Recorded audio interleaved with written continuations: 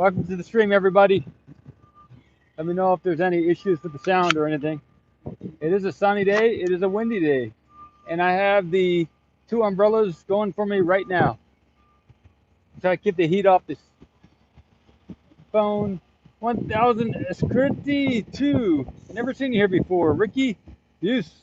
Hey, Floki. Ricky. So I'm zoomed out quite a bit right now, Travis. I will zoom in. When start? Yeah, it kind of started already. It's getting hot out here though. Let's see, that's pretty good. George Pryor, Seaman Face 16 says I am Paul.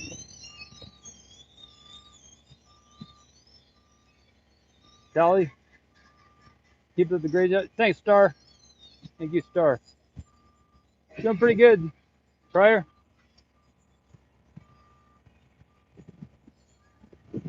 Gator, Johnny from Phoenix, Arizona. Awesome. Barry, William, the guy will switch around my two umbrellas. I'll switch them around just to have a better setup here. Okay, that's better. Joey, zoom. Where would you like me to zoom in on, please? From Harlingen, back from the lakes of Minnesota, Chuck Overson. Hey, Paul.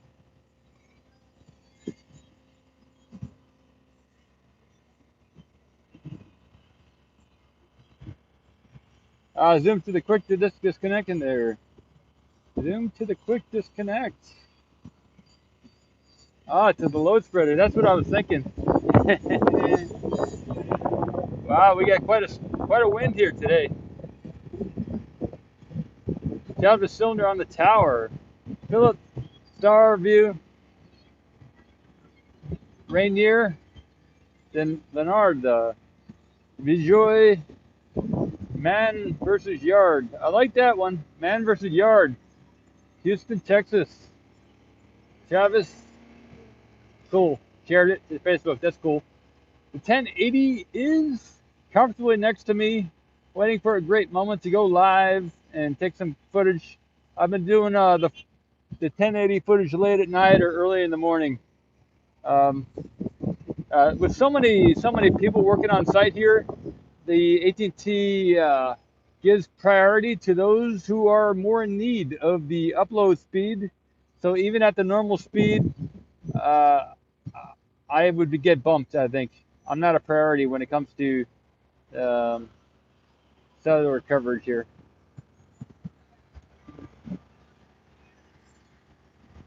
Hey, Ernesto. So I chatted with someone, Daniel from Uruguay, earlier today. Named un nombre, que nombre Daniel de Uruguay.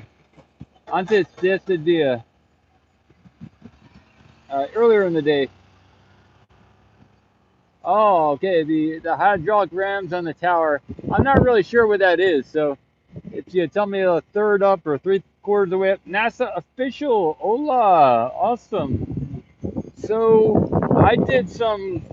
I have some news, and so I will be sharing some news and what I've learned over the last 24 hours about cameras which go into space, and getting information from y'all.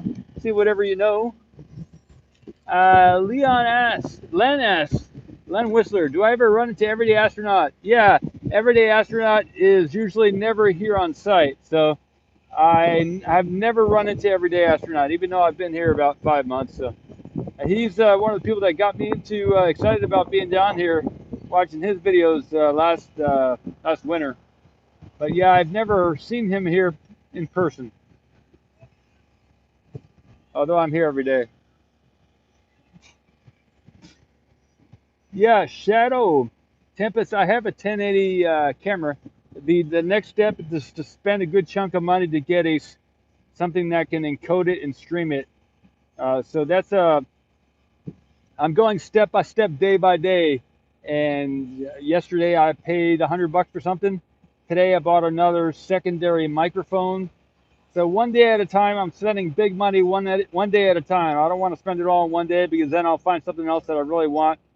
So I'm trying to go really slow on spending of the money. Hey, the Dragon Station. But that is on my list of things to do. I'm trying to prioritize the most impactful. See, I'm zoomed in. I got to zoom out first before doing that shot. Let me do that again. Sorry about that. I will get in front of the camera here and talk about a few things. All right, everybody, I'm sure you really want to check out what I look like. Anyway, so I got two umbrellas here. It's important. One's for the wind and the other's for the sunlight. So wind and sunlight, I am trying not to get too much sunlight on the phone, but then I'm trying to keep the wind off the mic. So, okay. So I looked into a different GoPros, or what SpaceX and some of the other space rocket companies use to get stuff up into space. GoPro cameras. And what I learned is that there is a process of like space redding a camera, like almost like hardening of the camera. And there is a variety of information. But so I will showcase the new T-shirt is what I will do, and then I'll get back behind the camera because I know you want to see SpaceX. But I will be chatting more about what I've learned over the last 24 hours in regards to cameras and things like that. All right, switching of the umbrellas here once more. All right, we got a good signal, everybody. Okay, I got to get one more piece of information out of my pocket here.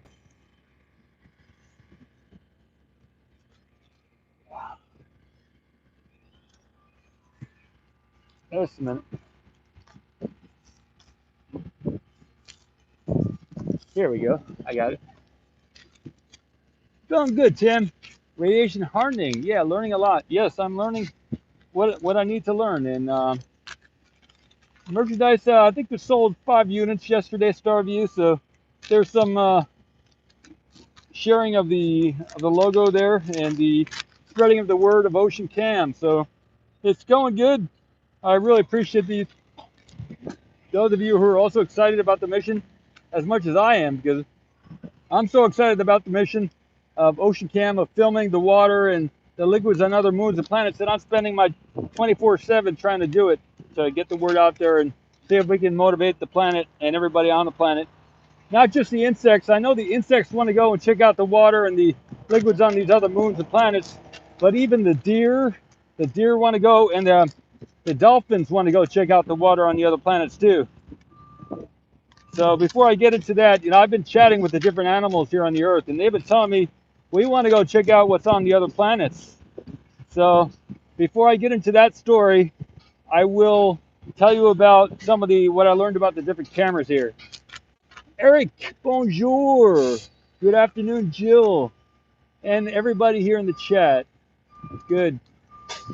All right, so here we go.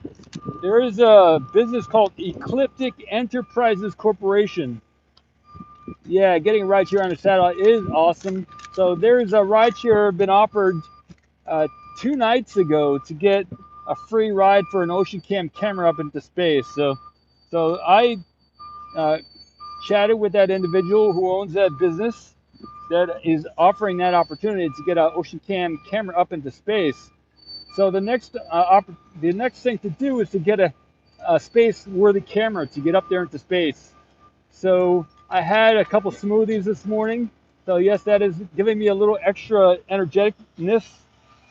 And I had a eventful morning too. So I closed in some of the walling on the room I'm renting, so there will be less mosquitoes tonight. So that gets me motivated and inspired too. So it's not just the food that inspires me. It's not just the kombucha. It's not just the secondary microphone, or the fact that something is going to happen here right in front of us with the lift, where they're going to lift maybe eventually the quick disconnect onto the tower. Not that we've been waiting for that too long, only about 4 months. But the really exciting thing is all the other things I've mentioned about the different animals and insects and the bugs that are excited about the Ocean Cam mission of finding the liquid on the other planets and moons here in our solar system so that we can video it, and then so that we can take their ancestors, their ancestor bugs and insects over to those planets so they can also survive any coming cataclysm here on our planet, which hasn't happened for many, many years, but I'm sure everybody senses that it's right around the corner. So I'll get back into the cameras. So GoPro is one of the main cameras that's used on a lot of these satellites. Oh, sorry, I forgot about the deer and the goats and the cows. They want to go to these other planets and moons too. So I was talking with the cows this morning, and there were some horses there too for all you who like horses, and cats and dogs. So all the animals are coming with us. All right. But yeah, so for the GoPro camera, there's a business called Ecliptic Enterprises Corporation. You guys, y'all have to stay with me because we're moving. Ecliptic Enterprises Corporation, they outfit cameras for space rockets. Okay? Oh, focus. I can do something about the focus here. Let me see. Maybe you're trying to get me to focus, or you're looking for me to zoom in on the camera. I'll use my hand to help it focus and see if it autofocuses. Let me know if that helps out. So Ecliptic Enterprise Corporation outfits cameras for space rockets, right?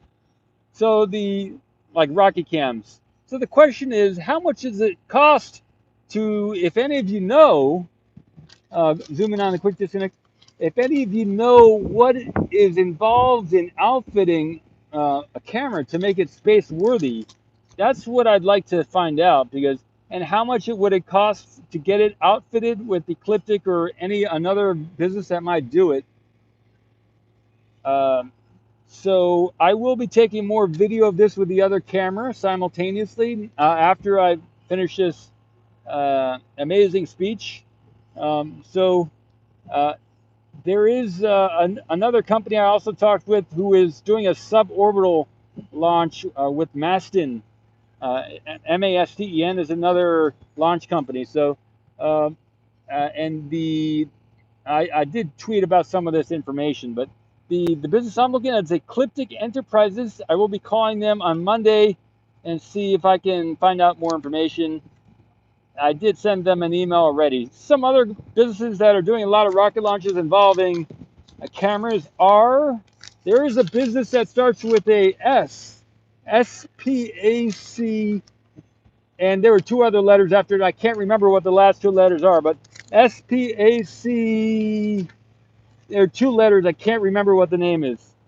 But anyway, so there is another company called SPAC. I can't remember the last two numbers, but they are launching a lot of rockets up into space.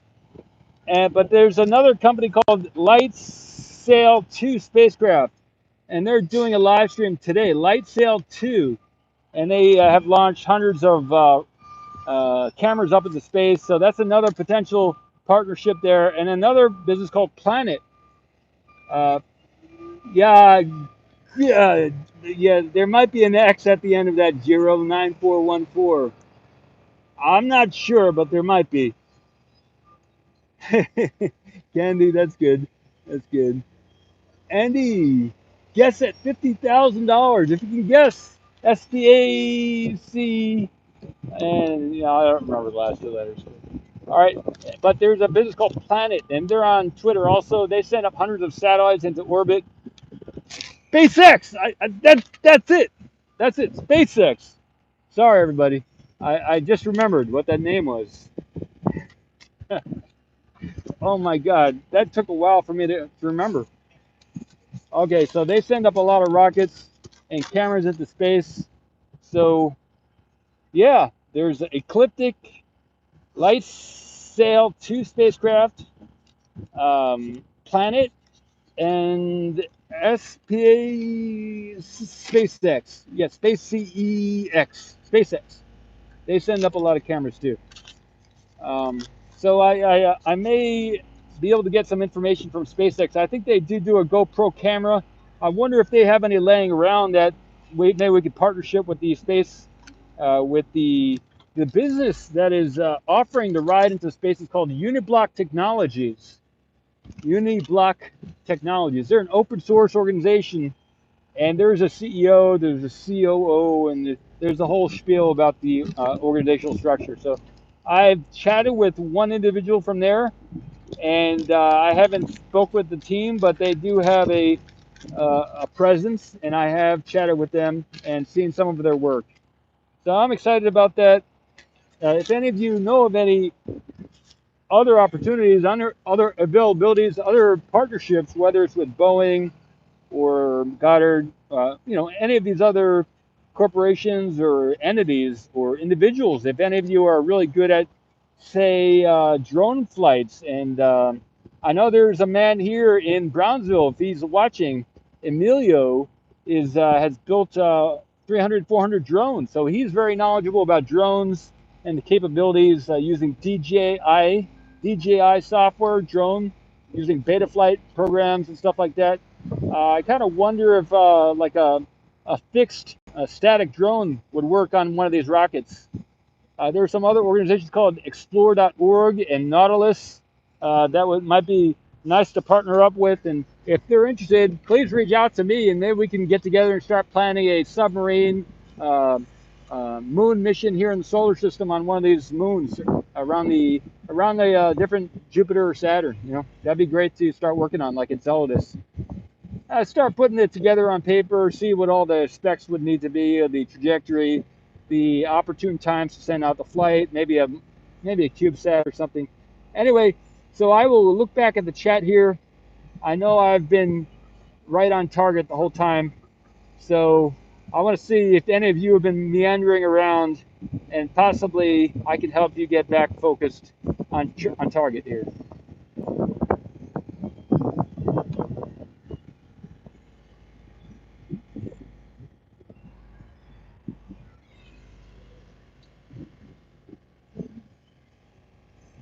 Okay. Will Deer Moon go above the poles where the ice is? 09414. I'm not sure. I'm not sure about what the Deer Moon mission is. So the first flight opportunity for oceancam.space, because we want to have cameras up there in space looking at the off-planet oceans and liquids on these other moons and planets. The first mission of Ocean Cam could be a live stream from a polar orbit here on Earth or something like that. So that's the opportunity that it looks like, as far as I'm remembering at this moment in time. So if any of you have a camera that is space worthy and you would like to showcase it as a potential on this ride, whether you have a business, if you want to do a partnership with myself and that business, your business could be doing some other experiment alongside with the static live stream from space that the OceanCam mission is wanting to accomplish. So if you'd like to a free ride into space and you have a camera that is flight worthy and you would like to offer your camera up for the live stream for OceanCam, maybe you want to simultaneously do some other whatever it is that your business is specializing, or maybe you're a college and you are working on a senior year project or something, or you're a club in a high school or a college, and you have the funds or the connections to get access or to provide a flight-worthy space camera. We could talk. We could do something either in the future or very soon, looking at an HDMI connection or a wireless for the computer that's going to be on board the satellite already to live stream.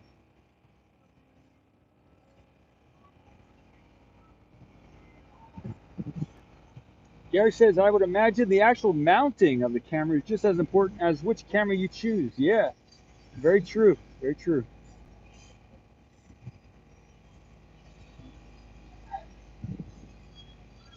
Again, I'm going back in the chat here. There, William says, "I like dolphins and cats." That's good. Me too. Me too. The weather here is mostly cloudy with a temperature of 94 degrees Fahrenheit, 34 degrees Celsius. The wind is from the east southeast at 10 miles an hour, 16 kilometers an hour, and the current humidity is 47%. So it is drier than it normally is. I don't know if any of you have noticed, but it is a Saturday here, and they did do the second layer of the paving for the road here. So the road may be completed now with um, all the additional layers that they were planning to do. Yeah, no enemies. Imagine Ocean Cam having a satellite. Yep, everybody. It is available right now. So it's happening. Today's a new day. I keep putting one foot in front of the other. We're here together in the chat, and the energy is here. So we'll see what happens. Is the satellite going to be in a low Earth orbit or a higher Earth orbit? Those are like those kind of things. Thanks, Barry. Yeah, I do have some more specs like that. I got to bring them the next time I'm on camera. So thanks, Barry. Hey, Jay Wortman, 1984. That was a good year. You were, I think, born in the year of the rat. Year of the rat, Chinese year of the rat, Jay Wortman. Either that or the monkey. But I say that because I'm born in the year of the dragon, and the rat and the monkey are great, very compatible as far as doing things together. So I respect that you were born in 1984. Can I zoom in on the middle of the tower where the quick disconnect will connect? Tom Tech. Yeah, I can do that, Tom. No problem. So I will tilt up. See, I learned recently over the last couple of weeks that when you go up and down, that's called tilting. And when you go left and right, that's called panning. Panning to the left, panning to the right. And tilting is going up and down, tilting up and tilting down. So I am tilting up at the moment.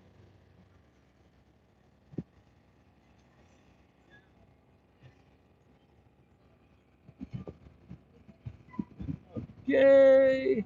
Okay, we got the tower there.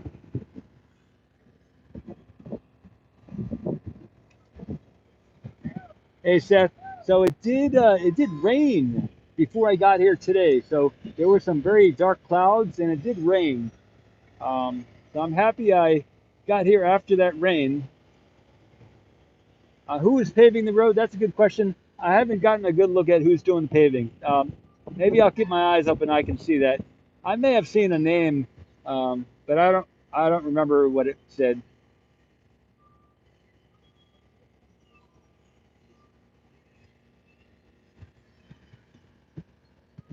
That's kind of the middle there of the tower, just below those, or just at those three areas. I can zoom more. I have to tilt some more too of the tripod. The tripod is quite leaning right now. So there we go. There we go, everybody. This is not an easy shot for the type of tripod that I'm using.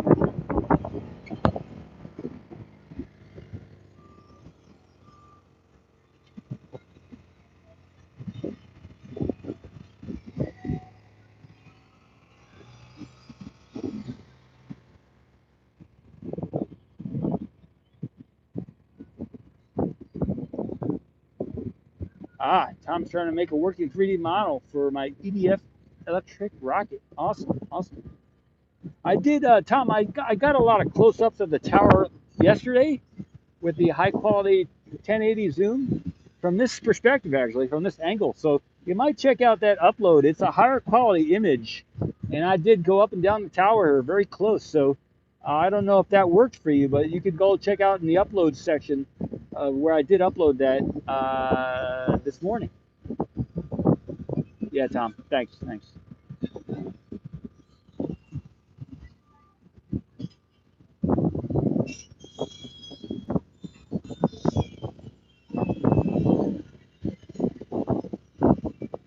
Okay, I'm gonna zoom out here.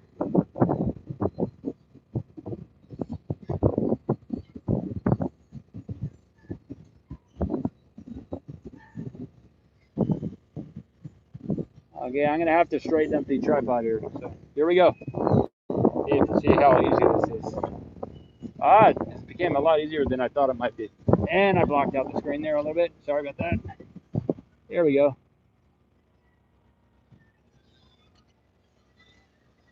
Is the crane moving? I will keep an eye on that. I think it is possible for the crane to move. So let's see. Let's keep an eye on that. Good question. Good question.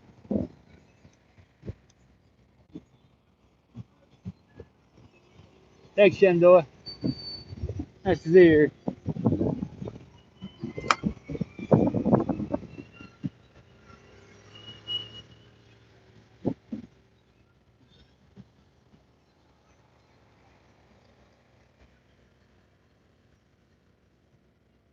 Later, Barry.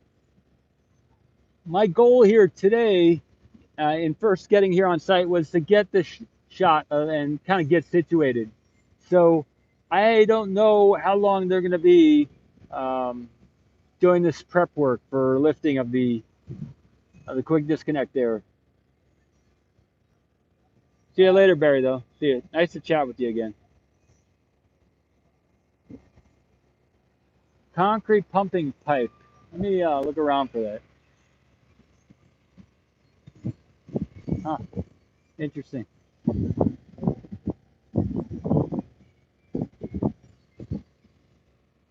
Woo-wee.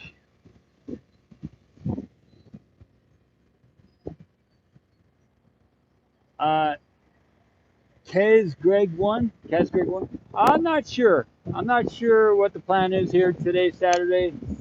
And I can look at the time. It is 2:48 p.m. Saturday, August 28th. SpaceX South Texas launch site.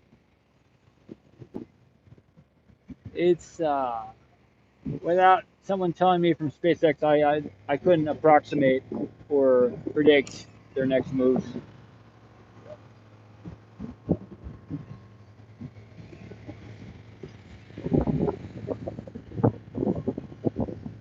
Awesome. Carl says that I got them pumping the concrete in at just past midnight. Thank you, Carl, because I personally did not see that. But if I got it, then that's even better. Thanks, Carl. Straps are tightening, maybe.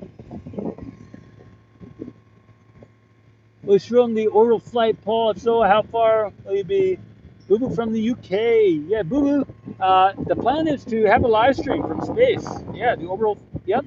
The plan is to stream that. So, and that's the offer. The offer from the people with the flight are to, because these people are excited about the Ocean Cam mission of being all throughout the solar system, streaming the liquids on the different moons and planets. So it is a win-win scenario, because they're excited about the Ocean Cam mission too, and it fits into their own model of what they're working on here. I don't want to reveal what they're working on. I may have said it before, but that's for them to speak about. And I'm just going to speak about the Ocean Cam mission. If they authorize me to start speaking about what their mission is, I will. But it fits hand in hand with the needs and the necessity of what Ocean Cam is trying to do also.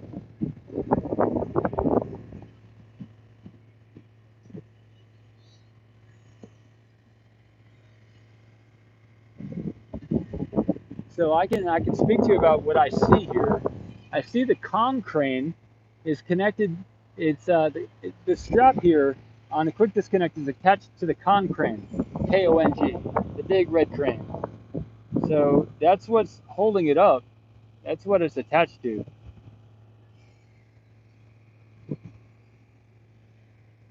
You want to watch the folks working on the black structure also? Okay, yeah, I can zoom out and keep that in the shot. Okay, that's a good request. Sorry about that. I gotta do it like that. Let me know if that's enough, or if you want me to go. It is in the air, huh? Yeah, it is in the air. I'm going to go straight to the quick disconnect here, and I'll just focus in on this. Here we go, everybody. It is up in the air.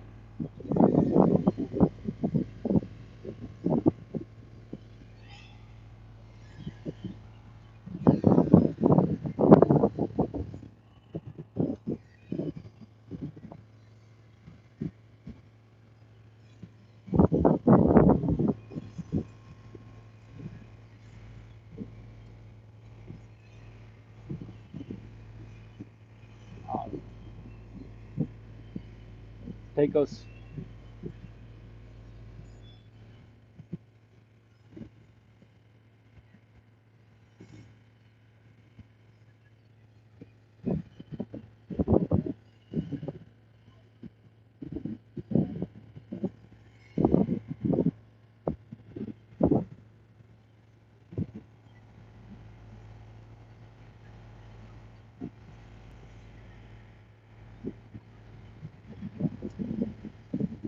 Thanks, Eric.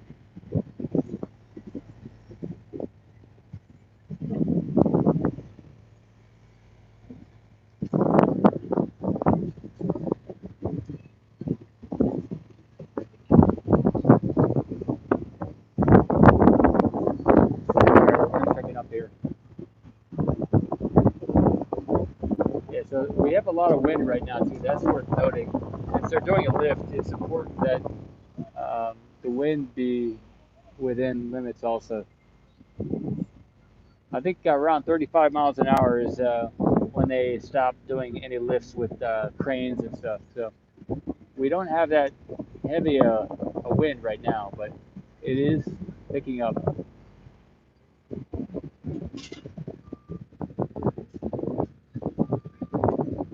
William says the 3 cranes are going to flip it. Interesting. Interesting.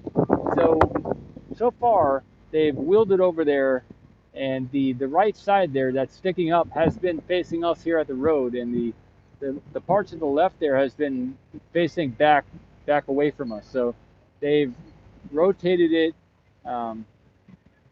into that position that it's in now. So, yeah, Razor, things are good. Things are good.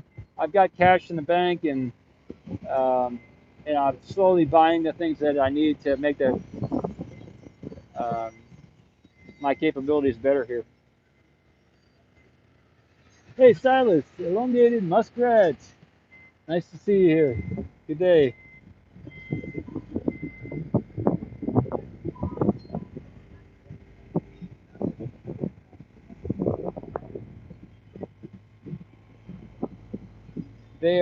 They've lifted, for those of you just checking in, they have lifted the quick disconnect there, and you can see it moving a little bit occasionally. So it is off the ground, everybody.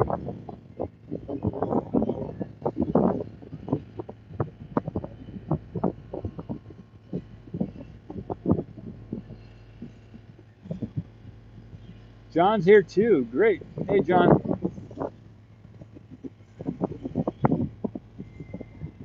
I'm using the umbrella you all gave me, elongated, and also I'm using a small green one additionally. So I'm using 2 umbrellas currently.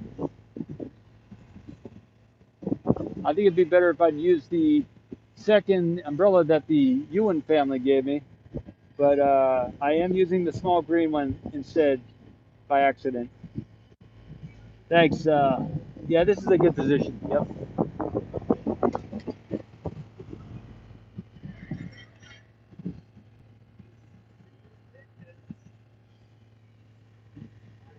Yeah, it does look like it's flipping, everybody.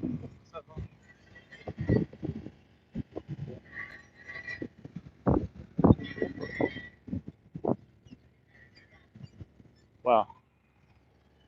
I'm going to get the other camera going too right now.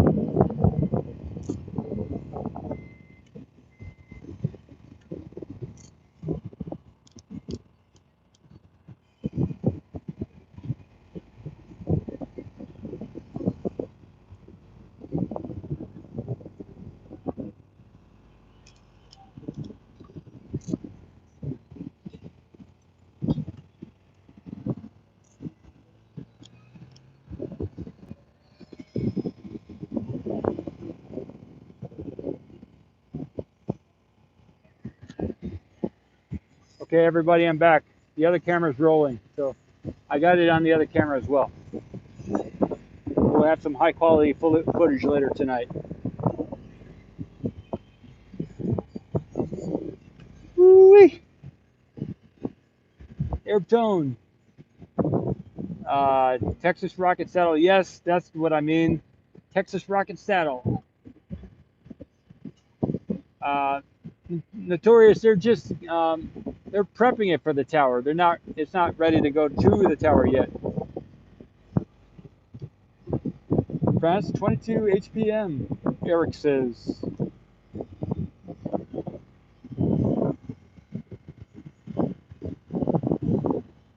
There is quite a bit of wind right now, so they're probably going slowly and methodically, I would assume. That's been their method that I've witnessed so far. They've always attempted to minimize the risk here.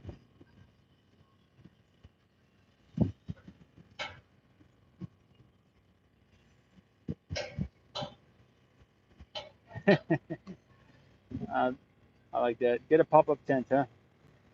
Yeah. There's a lot of wind here. That's the only thing about the pop-up tent, and the spacing here is not always guaranteed. I'm standing where usually there are a lot of vehicles, so it's only because they just paved the road here that there's no trucks here. This where I'm normally standing and where the other photographers here are standing, there's normally packed with trucks. So this is a great coming together of events to make this space available for the photographers, and also to provide a great image here for this shot.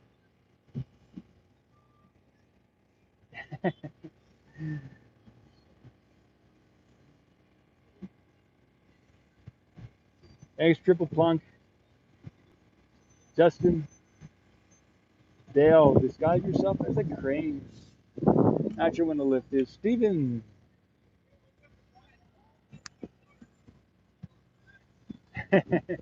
It's the backside of the tower there is off limits pretty much. So that's why I don't get any shots from back there. I could get a shot from the dunes, but at this moment in time, this is the closer angle here from the road. If they bring it over to the launch side of the pad there, that will be the side to be from at the dunes. But for now, this seems to be the best spot.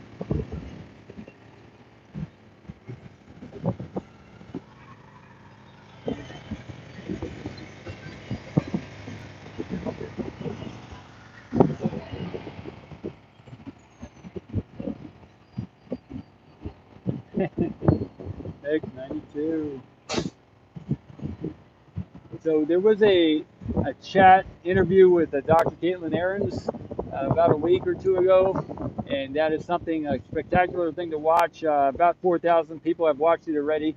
You can find it in the live stream area about a week to 2 weeks back. A really good show. A lady from NASA who is one of the top-notch people when it comes to knowing what the space missions are currently undergoing here in the solar system, focused around liquids and water in our solar system. So Dr. Caitlin Ahrens knows about most of the missions ongoing currently and where all the different liquids here are in the solar system. So that was a really special broadcast and chat we were able to have on the 23rd of August. So if you look at August 23rd, that's where it is, that show. 2 hours we all chatted together with Michael, Michael, who's also part of the show also. Paris. Michael from Paris.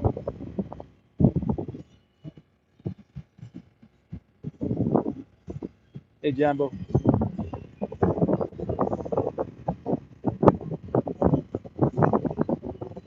And my name, if you don't know, is Paul S. Mamakos. Paul S. It's a Greek name. I'm half Greek. Paul S. Mamakos with Ocean Can.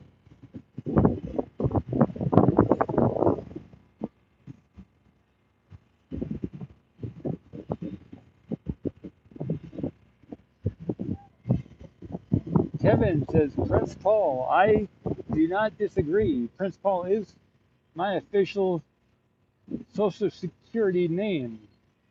My first name is Prince Paul, and I think we all deserve to be a prince and a princess, because everybody deserves to be a prince or a princess. So, hey Thomas, nice to see you here. Thomas, thank you for the support again. Yeah, they have it in the air. Yeah, yes, it's pretty awesome. Pretty awesome. This is a different angle than we've gotten to see yet. You know, it's always been horizontal, flat on the ground. So this is a new angle here. First time here. That's awesome. Lucas 158.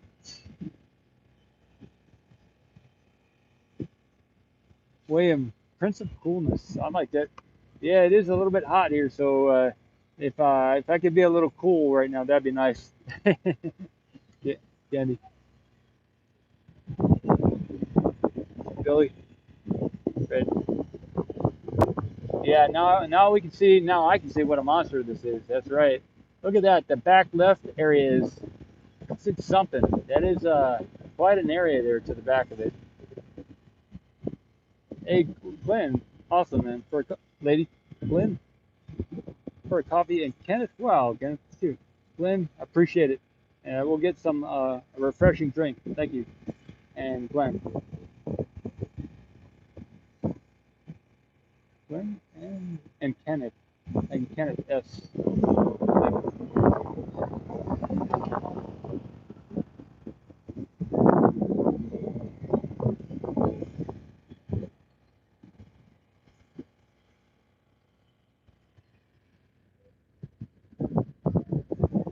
Razor, if they're lifting it up this high, I suspect they're doing something important. They wouldn't just be doing this to test it out. Well, maybe they are trying to figure out the center of gravity for the lift, but people have been mentioning that they're going to be doing some type of flipping of it. So I'm not sure what they're going to be doing here, but if they were doing a center of gravity thing, I would have thought that they would have brought it back to the ground again before going so high. You know, if they were doing it, it looks like they're flipping it. Almost 100% they are flipping it, I think. Oh, so the support that y'all give me here, it goes toward moving the OceanCam mission forward of filming the liquid and the water on the other planets. And so that's what I put the money toward, and I do appreciate the support. And it has been working. You know, the last 2 months up till about a week ago, there had been no income from doing the videos. So it was all the support from many of you who have supported the channel in a variety of ways that I 100% appreciate, and that's why this channel continued going. So now there's some monetization coming in. I got the first flow of the monetization, so the channel now is on solid ground, and we've actually done some really important chats and steps forward as far as accomplishing a real video camera filming from space, and then the next step after filming from space would be filming from a moon here in the solar system. So it's happening. I mean, and it doesn't have to be me that does it. It could be anybody. I'm just here to support whoever can do it. So it doesn't have to be OceanCam that creates the imagery or captures it or any of that. I'm just here to facilitate. And if it is OceanCam or me or another person using the OceanCam name accomplishing that mission, the first mission of filming water or liquid from another world or a moon, then that is going to be an accomplishment for all of humanity. So that's what I'm trying to help happen, whether it's me pushing it forward or somebody else accomplishing that first mission of filming the water or liquid.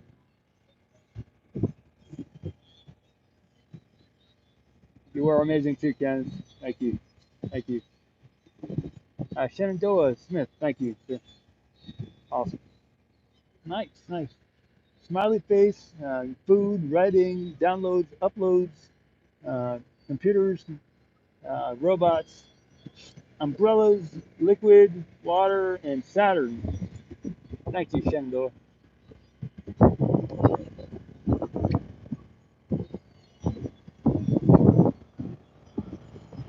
Astro launch in 53 minutes, Steven says. So the time here is 3:07 p.m. August 28th. It's a Saturday. 30. So within 28 minutes, it's going to be a little bit further down from now. Greg, something for their ocean cam on the solar system. For the oceans of the solar. Thank you, Greg. That's I take that to heart. Yeah, thank you, Greg.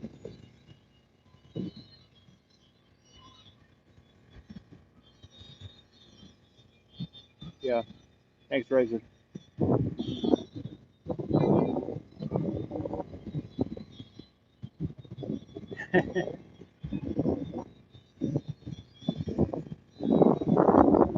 Ernest, wind. We got some wind here. Trying to accommodate the wind here.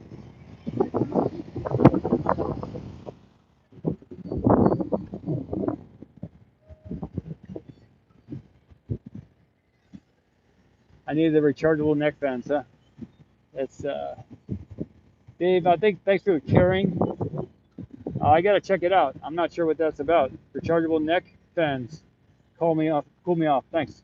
All right. Let me see what else is going on here. So thanks, Greg. And go back again once more. Shenandoah. Thank you.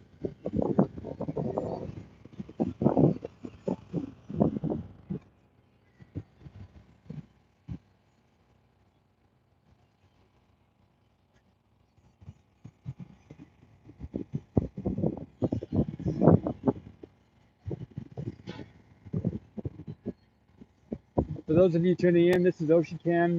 Paul Mamakos. We're here looking at the launch site here at SpaceX Starbase, Texas, um, right next to Boca Chica Beach, which is about 1,000 or so feet down the road here, east of here just a little bit.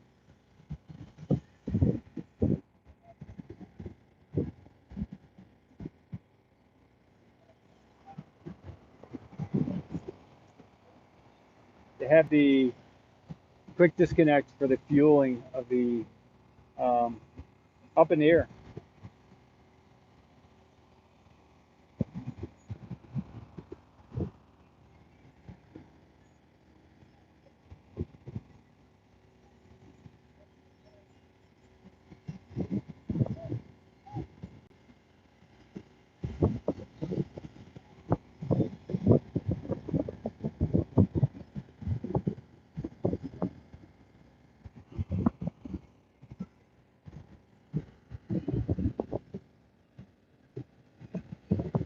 Nightbot says Astros rocket 3 STP-27AD1 mission is targeting liftoff no earlier than 5:45 p.m. Eastern Time or 21:45 UTC.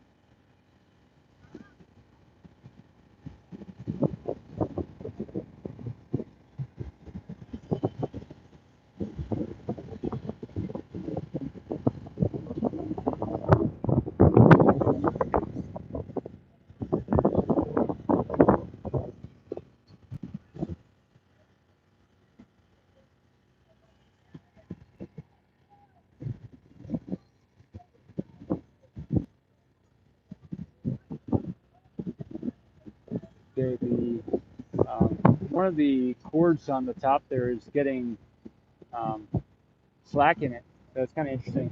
There's some slack in one of the cords holding it up. Maybe zoom out a little bit, get that angle there. Sorry for moving the camera here. Chuck moved in the way too.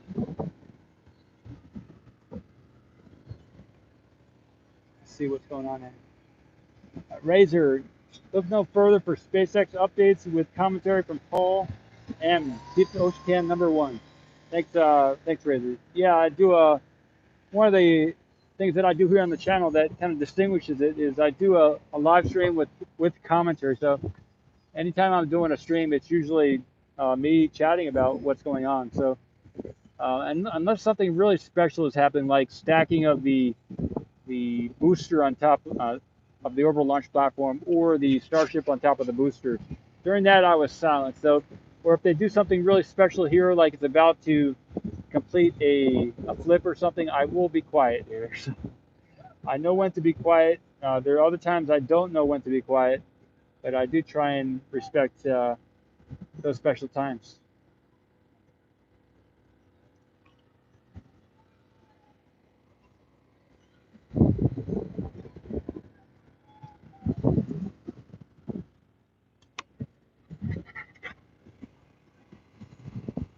Thanks, Razor Rockets. Thank you a lot. It is hot over here, and Joseph, I took my sandals off, so I'm standing in the sand here on the side of the road and barefoot. So I'm barefoot, and it is a little bit hot there on the sand, on the, I don't know if it's dust or sand, I don't know what to call it, but it is loose soil, and it is powdery loose soil. So, but it's not sand. So, aerospace fan, oh, aerospace fan, thank you for the support. Thanks for your dedication. Yeah, thank you, thank you. Martin, or,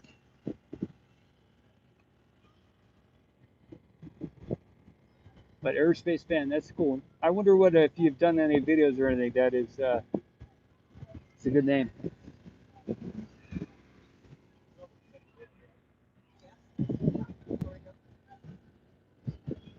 Jans, Jana, Karma, recycled concrete. I got you.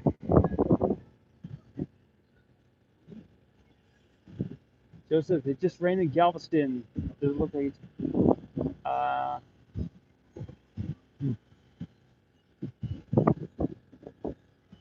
yeah, there's a red crane there in the middle. I can zoom out. I can zoom out to give you a little, uh, a larger view here of what's going on here, and then I'll zoom back in. I haven't done this zoomed out shot for a little bit now.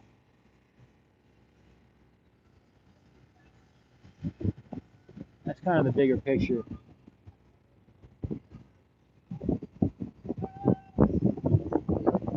I'm not sure what their plans are to do, but um, I have some skills. I've done a lot of meditation in the past, and if you look at Star Wars and Luke Skywalker and all that, they always talk about the Force and when you center yourself and Yoda and all that kind of stuff. So I do believe I have some of those skills. So I try and rely on that when I'm thinking about whether or not to come here or whether to be here at a different time. So that has worked sometimes in the past, but it really depends on how centered I am, and it does. It's not 100%, but it can work.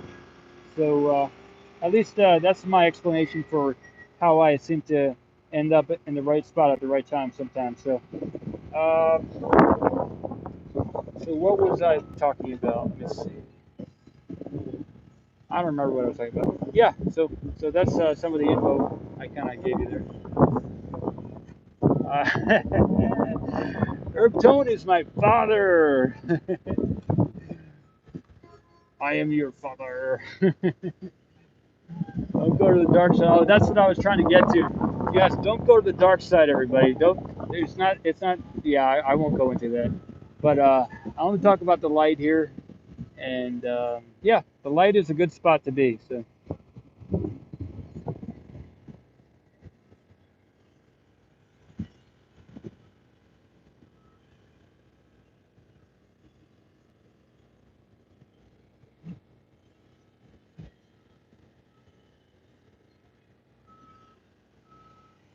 Whew.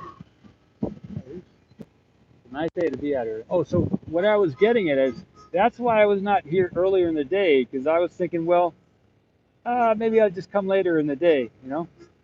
If so, a bunch of nerds. Michael, that's okay. Coming from your wife, I think that's okay. Mike, that's good, Michael. Good to hear. That's good. Okay, I can release a few facts here on the air.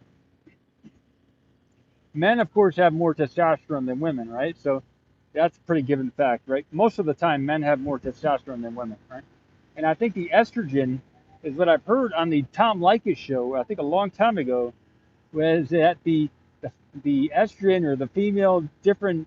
There's many different chemicals in the system there, but their hormones peak in the morning, and the testosterone peaks at night. So that's why that was my explanation of why men are typically up at nighttime because the testosterone is peaking and the estrogen is peaking in the morning. So if you're ever wondering why men stay up at night and women go to sleep at night, that's or why women are up in the morning and men uh, can be asleep in the morning. That is that's a little interesting fact, or I don't know if it's a fact. Maybe it's a fairy tale or a folk story or something. But I heard something like that on I think it was a Tom Likas show several years ago. It kind of gave me some aha moments. Thank you, everybody. Oh, you think it's a total opposite? Yeah, Miguel, and maybe it's just in the United States, or maybe it's a cultural thing too. So you never know. Maybe if you're into yoga and meditation, then you're excluded from the normal animal behaviors. You know, you've evolved past the hormone and chemical level. So, um, okay, so Rogo R. I know more women night owls. So there you go. So there's I don't know if there's a what is it called? A uniform plat, what is it called? A bell curve or what kind of curve it is, or if there is a curve. Maybe it's just bad information. But I've used it a few times to just give me a little bit of comfort there. Yeah, biorhythms. There we go. Biorhythms. That's right. Shenandoah.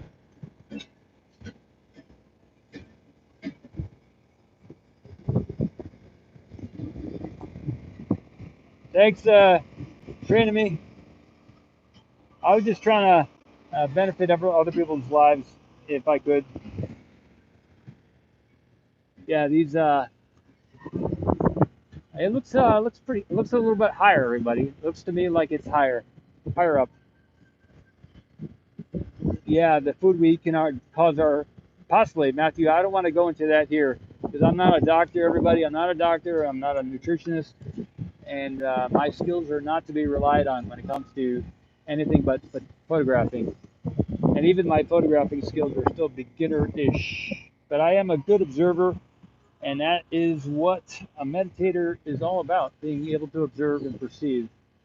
So I think the two skills go hand in hand: meditation, or centering, or feeling good about and within yourself, and you know, observing, photographing.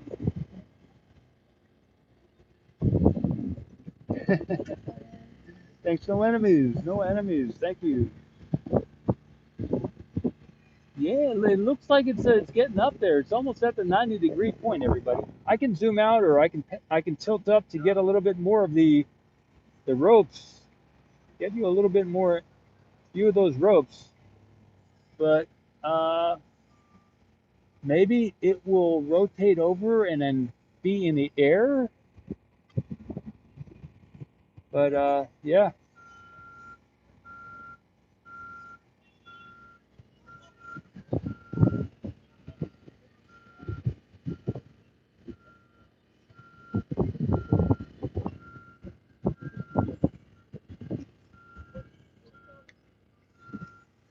Okay, I'm just looking at the lift here. This is awesome. This is quite a view, everybody. This is quite a view. They've They've got it on its side now. It is on its side because you can see the back part there. It is almost parallel with the ground there. That back rectangular structure on the left.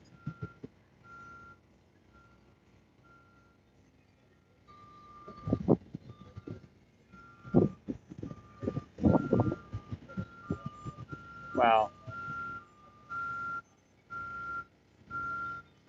The dragon.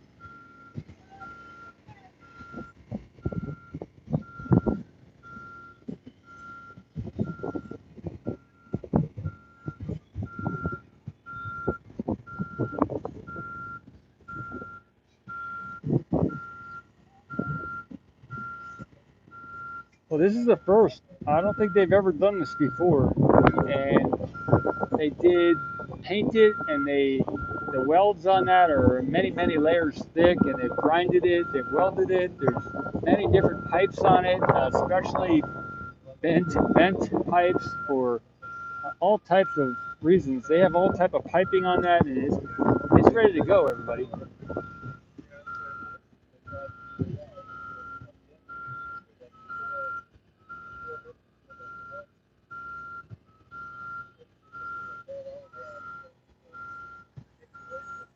Wow, wow, what a view.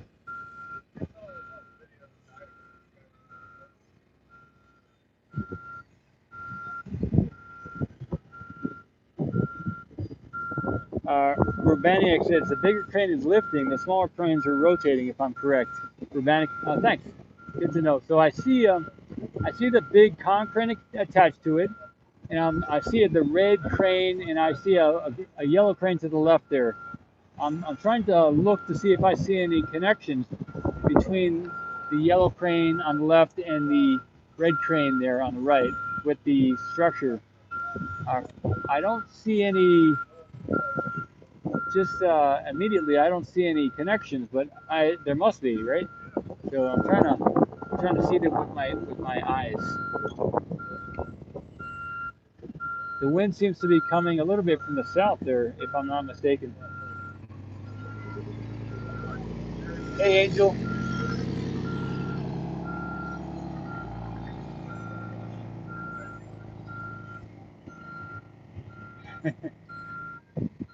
Mike, the work on Starship, how's it progressing? So I'm looking at it now. There is somebody on the lift over at the Starship, and there are quite a number of red tiles and green tiles. So there's a ways to go on the Starship as far as tiles. I'll get some shots of that later. Hey, El Hungro, thank you for the support. Uh, Mean Green Juice Money. Okay, thank you, El Hungro. Thanks for what you do for us nerds too. Thanks, awesome. Wow, look at this yellow crane backing out. Let me zoom out. Sorry for the rapid change here. This crane just backed out of the way, everybody. So I thought it'd be important to show. That was right up there next to the red crane. With this yellow crane coming out of the way, it's shifting the wind.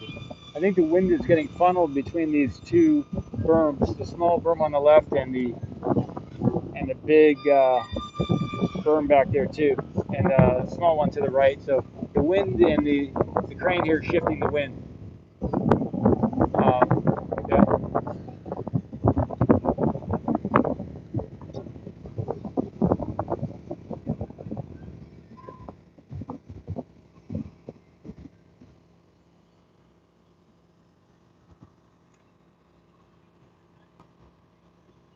I'll zoom back in on the structure.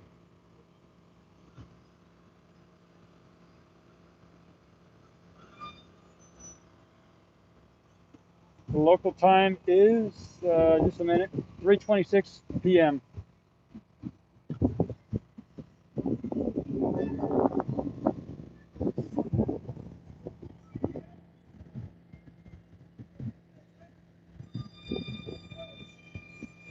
Oh, you can see the cables. Okay, that's good. Good.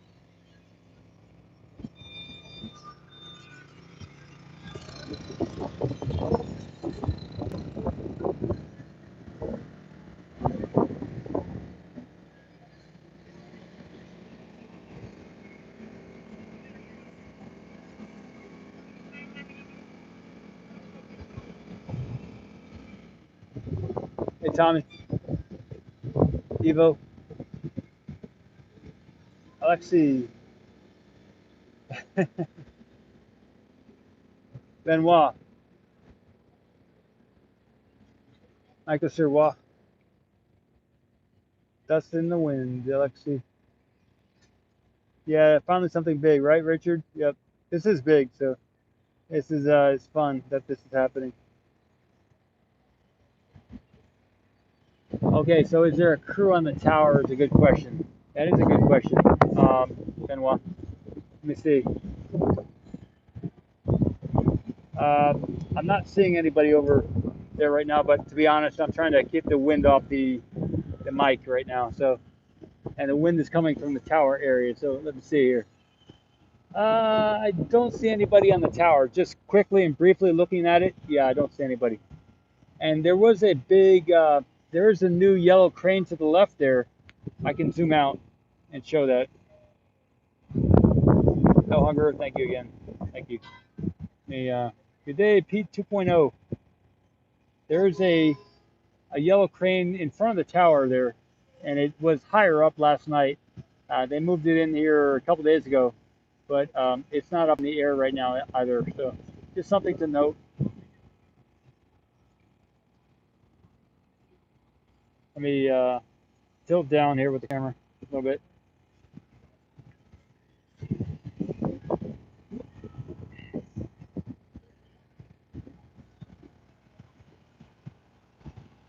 Yeah, so there's a bunch of people up on the lift there above the quick disconnect. Let me make sure I got those. Yeah, they're in the picture there. Good, good. From Dominica, Ellen. Awesome. Dynamic Dominica. That's an island south of Puerto Rico, everybody. North of South America is a place called Dominica. They have a medical school over there that I know someone who went there. Spent a couple of years there in that medical school. The island of Dominica. They have nice beaches, I'm told, and they have coconuts.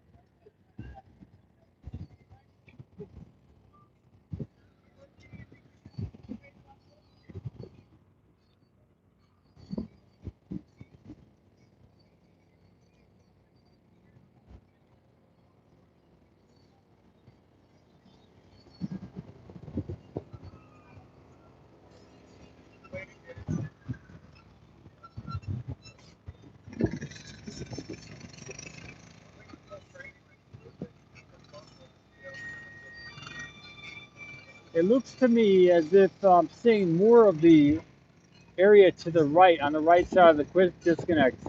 I don't know if it's just because I'm looking at it more so now, but it looks like I'm seeing more of that base on the right of it. And here we have this big crane that's coming out now, leaving the site.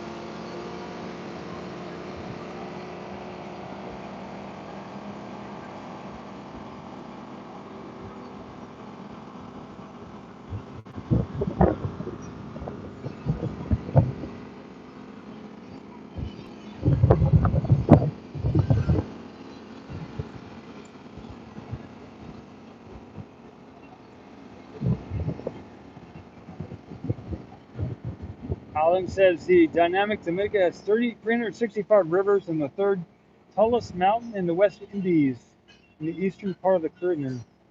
Awesome.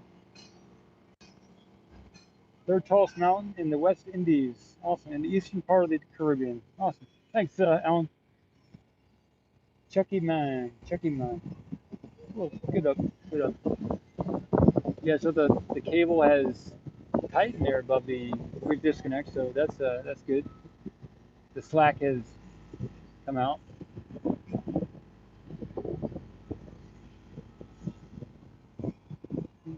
Tilt up here. Sorry. Show a little better view.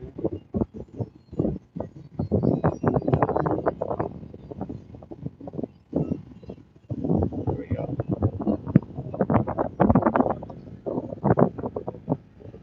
I can show more of the cables above it, or I can just keep zoomed in on the bottom there. So there's a little ways to go more to show the top of the cables there. If you'd like to see that, I can get that, or just stay zoomed in at the bottom there.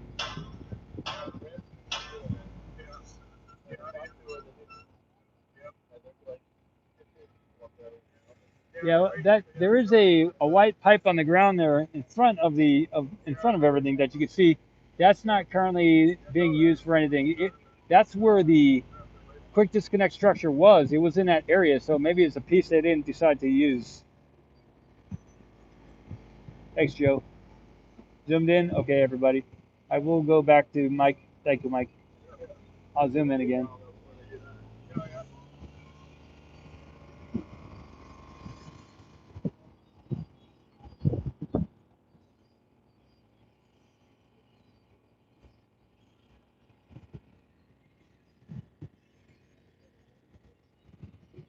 Yeah, I don't need that piping in front there, so I'll tilt up a little bit. There we go.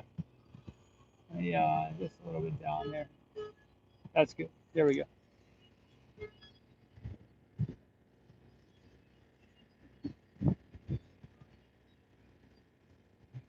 Yeah, there are a lot of photographers here, so we all get good shots, but I get good shots also.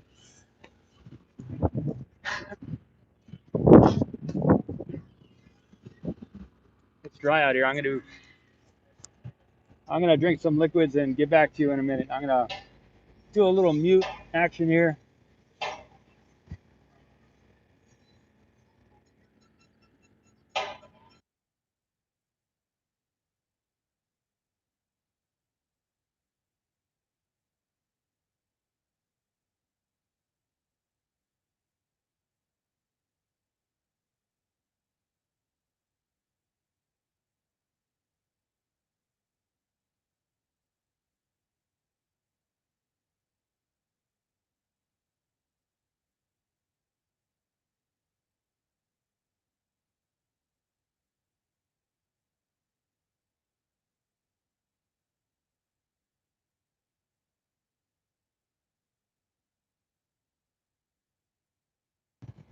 Okay, I've unmuted it. I had a drink of liquids here.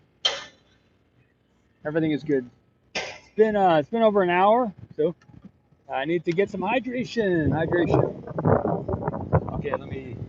Can I show the actuator for the quick disconnect? So I'm not sure what that is, but you can't really see much on the tower from this point, like hinge or that kind of thing.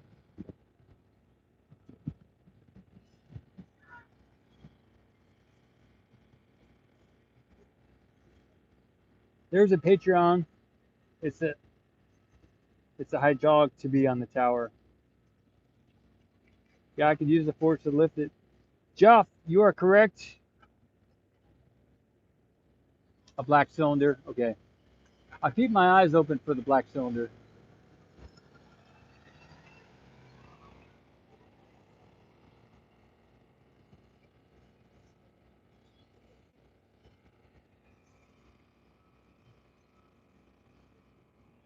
There we go. That's a good shot. That's a good shot.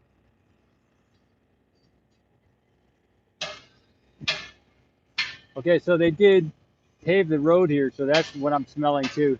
There's a lot of tar on the road over here. So yeah, is it swaying in the wind? I'll look and see.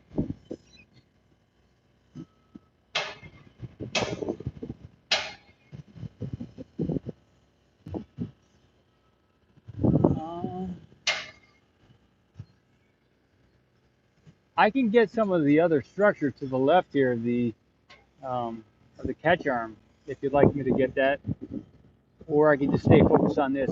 I don't see them moving anything currently on it. The wind shifting around here too.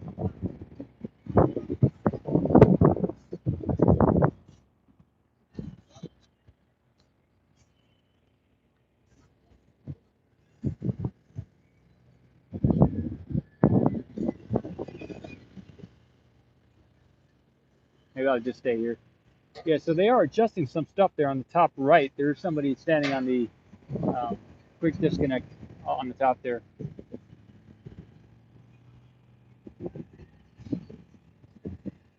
The Dragon, you think so? They're going to put on the tower? Yeah, they could. Yeah. So here at SpaceX, they got a lot of smart people, a lot of intelligent people of the wide spectrum of ages. So um, I can't really predict what they're going to do next. Sometimes I'll get the feeling like, okay, nothing's going to happen, and then do like a 5 minute count. So I'll say, okay, well, it seems like nothing's going to happen, so maybe I should just count to 5 and see if anything happens in the next 5 minutes, even though I may sense that nothing's going to happen. And then sometimes it does. Yeah. G'day, Stephanie. Yeah, this is a wild lift. Pan around a little bit. Yeah, I could pan around a little bit. Plenty of time left today for a lift. Yep, there is plenty of time. Usually it gets dark here around 7 or so, 7:30. So it's 3:39 p.m. right now. 4, 5, 6, 7. We got at least probably around 6.5, 7 hours of light left. No, 3, 4, 5, 6, 4.5, 4.5 or so hours. So let's see, 3:40, 4, 5, 6, 7. 3 to 4 hours left of sunlight here. Probably 3.5 to 4 hours. So there is plenty of time to do something.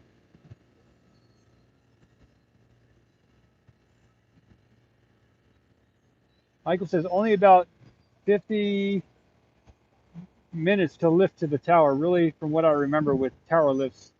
Yeah, so in the past, these segments of the tower here, some of them took an hour, some of them took an hour and a half to lift from the bottom. So they do lift these things pretty quickly, and if they were going to go up halfway up, that is, I personally don't think they're going to go do a halfway up lift tonight, just because they've never done it before, and it's so far away from the tower. So, but that's just me, and this is the first of the first kind of thing happening here. So, Kong is there, and maybe they'll do something like that today.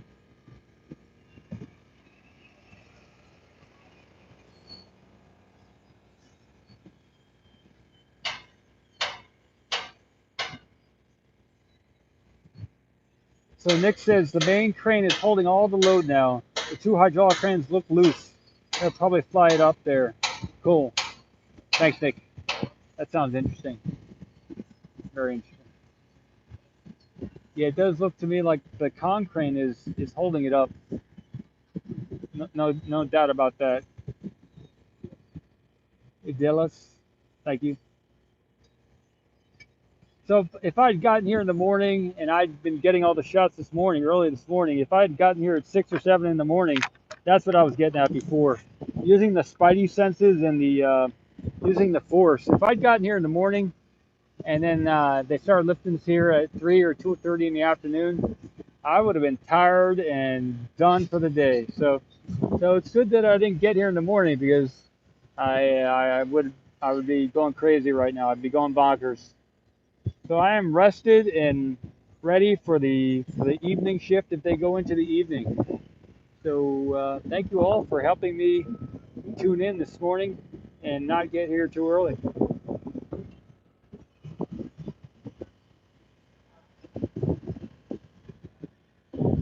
Joe.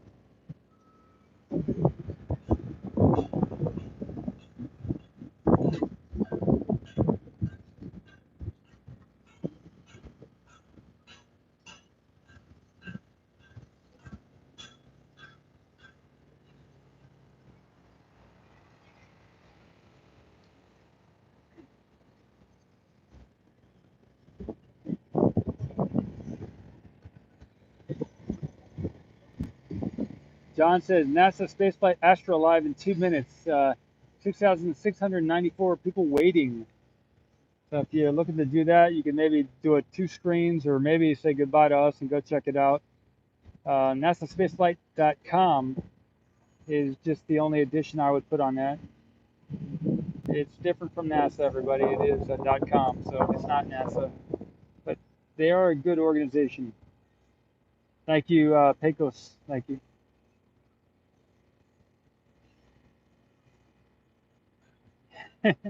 Michael, that's funny.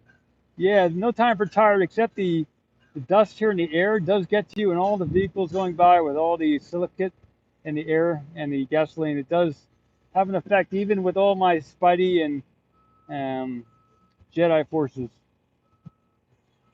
Thanks. Thanks, Brendan. Matthew, I will watch Astra later. Go multiple displays, proxy. Maybe. They may install it today. A quick disconnect. Yeah, you'd like to see the tower, Jacob? Um, yeah, I could zoom out a little bit for that.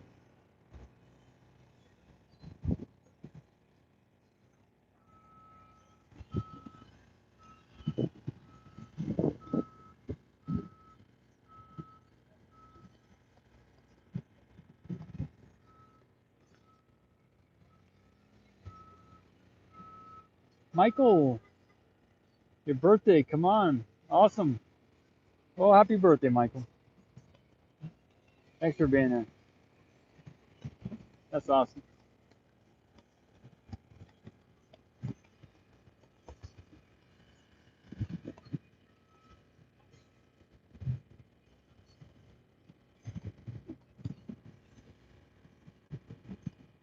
So I'll pan to the left here, everybody. I'll get a little bit of the left side here of the screen here, because that is a good shot also. See if we get a little bit more to the left.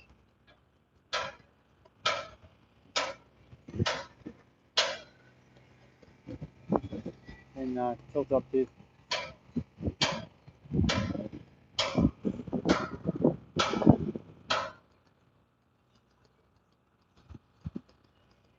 Thanks.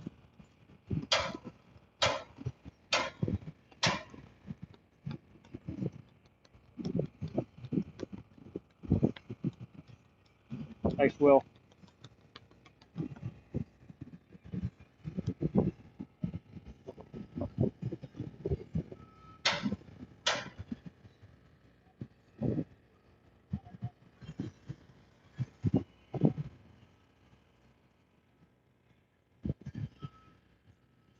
Eric. Thanks. Steve. Dave. Yeah, drones don't need drones. Yeah, meditate, get the shot I want, maybe 100 feet up. I like that, Dave. We're on the same level there. Thank you so much for the comment.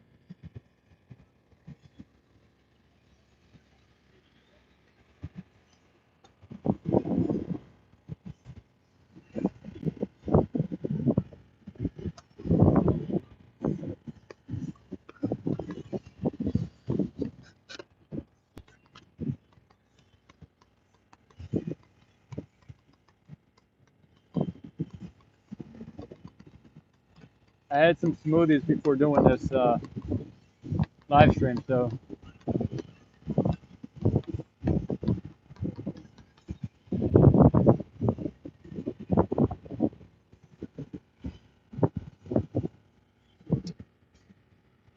woo-wee.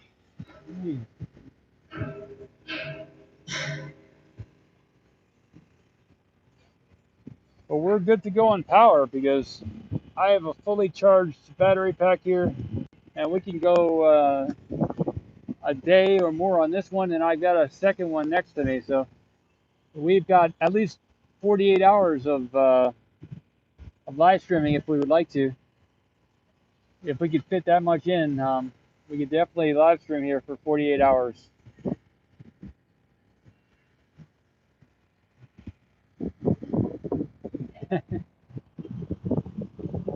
I don't know. What do you all want to talk about? We got 1,300 people here in the chat.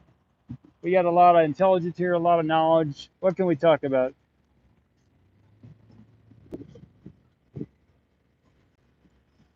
We could play poker. What do you want to do here? We could play. What can we play? Yeah, it's a good battery. Yeah, it's from a viewer here on the a viewer here of the channel. Um, so sent me two of these battery packs. So I also have a solar power thing also. So there is quite a bit of power here, at least force, and quite a bit of stored energy here for this live streaming capability. Thanks, Kiki Links. Keke. The longest stream I did, Billy, was about 5 hours or so. When they were doing some of the stacking of the Starship on the booster. I think that's when it was. Either that or I was maybe waiting for the GSC tank to get lifted or something like that. So it had been a long time since there was anything to live stream, and there was it was a long live stream.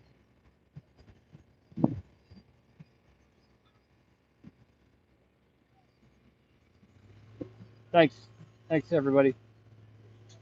CraneX, that's right.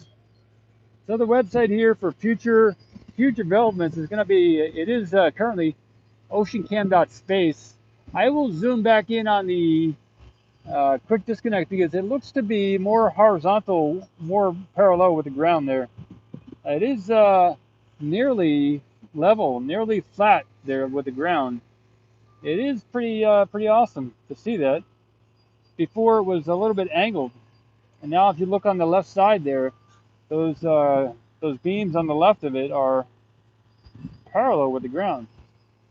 So they stabilized it in that position.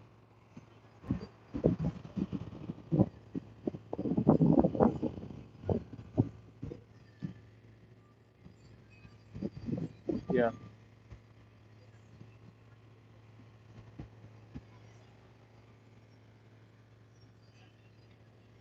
They pounded it level. That's funny, Mike. Maybe. Thanks. Glenn, welcome as a member. Awesome. Thanks, Glenn. Welcome to the membership.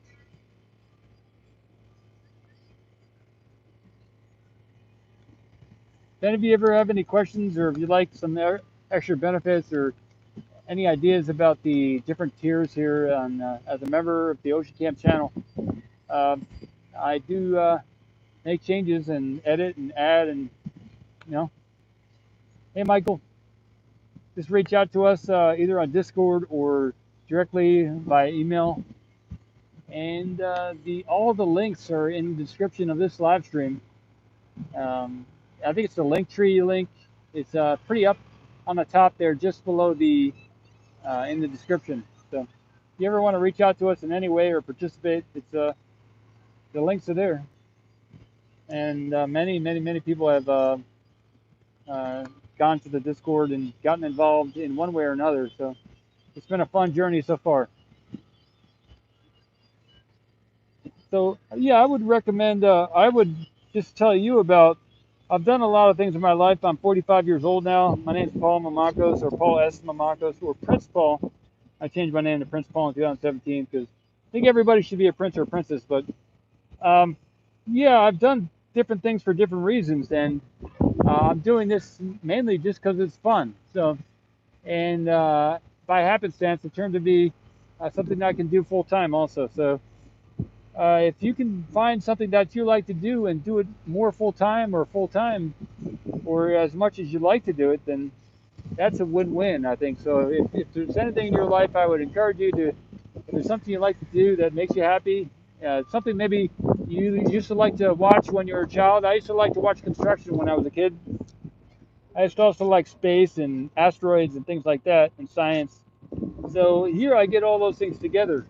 And I get to be a little bit proactive too, trying to help accomplish something as a humanity. So to benefit, the story of humanity with maybe with filming or videoing the water or liquid on another moon or planet. So these are all things that I was excited about, and I like to watch on sci-fi movies when I was a kid. So I'm just doing the fun things that I like to do, and mostly I like to also jump in the ocean here. So ocean camera, I've got a camera, and it's the ocean, and the mission is about the oceans and get to space and all the construction. So if there's anything in your history or your past that you used to like to watch when you were a kid, maybe going to camp or whatever it was, um, that's the only advice I can give. Um, Something that might be fun. If you're looking for what do I like to do, well, maybe that's the way to remember.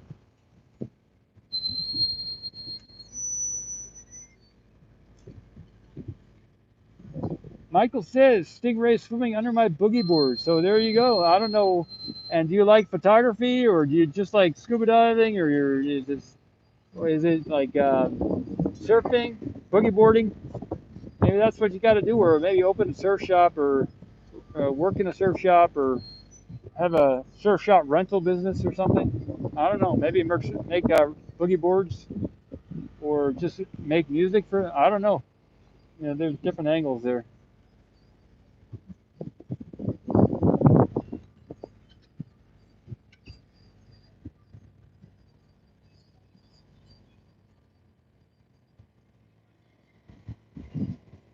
Hey, Yusuf. Oh, nice to see you here, Yusuf. I haven't seen you in a while. Nice to see that you're here. Aerographica says watching girls construction would be awesome. Well, there you go. I know there are women-owned companies, so you could that'll be the next big thing. Go for it. Ernest, what's the weight of that piece of steel? That's a good question.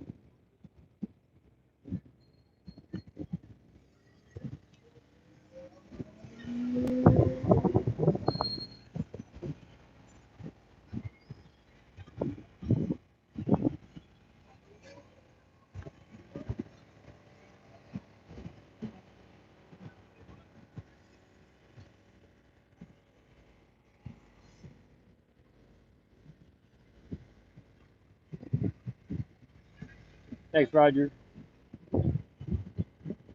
Billy says the red crane is unhooked now. Yeah, the red crane is unhooked to the right there. Um, Gary says, I don't see any counterweights on Kong's tray. I'm still shocked by this. Okay, I did get a shot. I uploaded it to Twitter of what looked like some counterweights on the SPMT. It was some gray looking blocks spanned all the way on an SPMT. So I don't know. You can check out the Twitter page, OBE Traveler, for the Ocean Cam here. I did get a shot of something on the SPMT over by the communication site. Martin says, thanks for your stream content. I wonder which planet is the closest that has an ocean that's not toxic. Yeah, that's a good question. The issue with a lot of different moons is that some of them, the trajectory to Mercury, I was watching a video, I think it was Astrum, and he or she did a video saying that it took us a while to get to Mercury, even though it's one of the closest planets, because of the trajectory to get there. It was a difficult one. So we went to all the other more distant planets, but even though they were more distant, it wasn't the easiest trajectory. So I think Mercury goes around the sun twice a year. It was something about the trajectory that made it difficult to get to because they had to slow down enough. They had to speed up and then slow down. So the whole changing of the speed and trajectory and orbit around the sun made it difficult for Mercury, even though it's the closest. So there are a bunch of moons around Saturn and Jupiter which have oceans. And what I've learned was that some of the moons have like geothermal or hydrothermal or some type of thermal activity under the ice, because the surface on a lot of these moons is negative, like hundreds of degrees. So, but if there is liquid underneath the ice on some of these moons, that means there is some heating from underneath. So if there's heating from underneath and there's liquid under the ice, whether it's 5 miles of ice or 20 or 25 miles of ice on these moons around Jupiter and Saturn, then then there is some liquid under the ice, and the liquid is being heated, so it's a more comfortable temperature somewhere below the ice there for it to be liquid. So, and then there's what Dr. Caitlin Ahrens had mentioned is that there's different types of ice because there's maybe it's ice, but maybe it's like a nitrogen ice, or maybe it's an oxygen ice or a methane ice. So ice we normally think of as H2O, water ice, right? But with the different types of very cold temperatures, there could easily be different types of ice. Like it doesn't have to be H2O ice. Um, it can be CH3 ice or CH methane is CH4. So one car, uh, one four carbons and one hydrogen. CH4 is methane. So methyl ethyl propyl butyl. Some chemistry there, but yeah, these different liquid fuels here. We have liquid oxygen, liquid nitrogen, liquid methane, liquid helium. There's different types of ices, just like there's different liquids. So yeah, what I found out is and Dr. Caitlin confirmed this, that one of the best places to go would be Enceladus because it has the heating underneath the ice there, and the ice on the southern part of the moon there, Enceladus around Saturn, is less than 5 miles thick because it's some of the vapors are escaping from the southern pole there of that moon, Enceladus. So water vapor is escaping into the surrounding area around that moon. So for there to be water vapor, there has to be some heating underneath the ice there, and it is less than 5 miles thick. So that's not looking at trajectories. Enceladus would be one of the destinations, and there are other places with. So another thing Dr. Caitlin mentioned that is, if you look at the amount of water on Enceladus, confirmed water by the Cassini mission in 2015, is very minuscule when compared to Ganymede or some of these other moons out there. So that is another striking and very important piece of information. That if you do watch that video with Dr. Caitlin Ahrens here on the Ocean Cam channel from August 23rd, there's a lot of detailed information there on the different moons and missions underway here in the solar system by the different space organizations. So, yeah. So not only the trajectory, we got to look at the thickness of the ice, the conditions on the surface, the capability to get under that ice, the gravity on the planet, like Mars, the atmosphere on the different planets. I think Mars is very, very, very low atmosphere compared to Earth, and the gravity there is about six tenths of. I don't remember.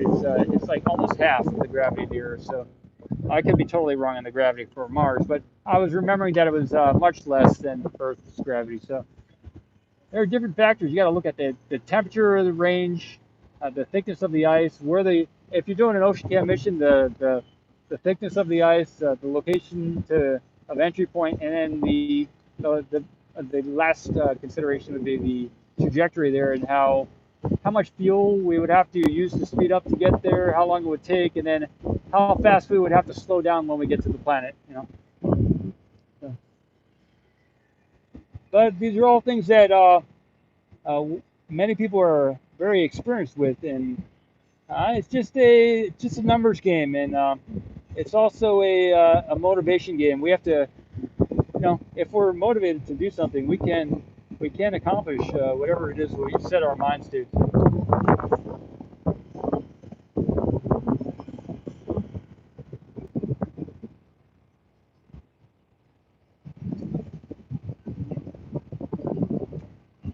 Can I zoom in on the DC arm a little bit? So the DC arm is, not sure what that is, the DC arm.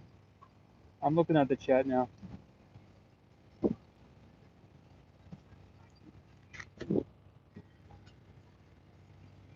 The yellow crane, okay. Yellow crane, yeah, okay. I'll tilt up here. We get a lot of trucks coming from the beach, so a lot of people leaving the area, and so that is the yellow crane there, everybody. Yeah, I can't wait for the Starship to land on the moon. That's right. That is going to be quite a thing with the NASA partnership there with the SpaceX partnership. Yeah, yeah, I'm looking forward to that. That's right around the corner, everybody. In spaceflight time, that's right around the corner. But in human time, that's 3 or more years down the road. But William says CRS 23 has been scrubbed. Okay, a lot of trucks here lining up to leave the site.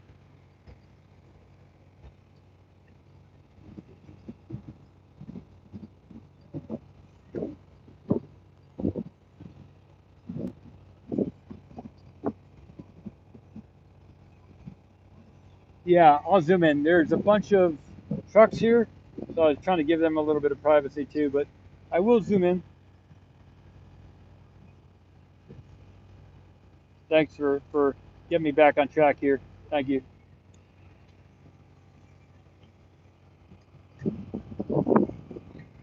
Fernand 2S, Paul, you're too kind. Love your work.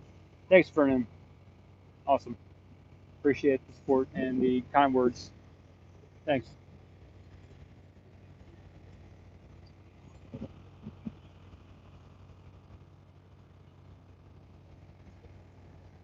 The community is, I like the community, everybody. So yeah, collaboration is how all these space missions and living here on the planet is just as important as going off the planet. But um, with collaboration across all the industries, that'll make it a better place to live here on Earth and make us more capable of accomplishing these missions out in space. You know,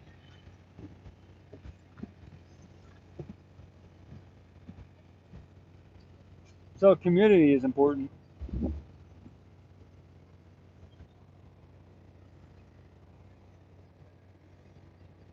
Okay, you want me to zoom in? You want me to zoom in some more, Mike?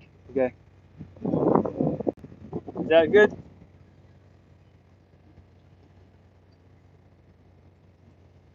Loopy says Astro launch in 56 minutes.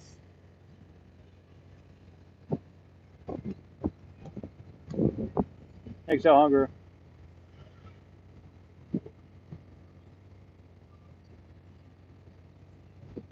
Rocket says, "Can I say which cranes are actually hooked up?" I see the con crane is actually hooked up, and the yellow crane on the left there appears to have a loose connection there. I'll use my hand here on the left. Oh, there we go. Right over here, there is a on the left side. There is that yellow crane. I believe I see that its hook is just hanging there in front of on our side of the quick disconnect there. So um, that yellow crane doesn't appear to be attached right now. Oh, okay, everybody. What I see is it is rotating. You can see it, everybody. It is rotating on its vertical axis here toward us. So they're rotating it. It's the back is going back, and yep, everybody, it is rotating. Oh, it's up too, maybe. Yeah, it is up. I'm gonna zoom out a little bit.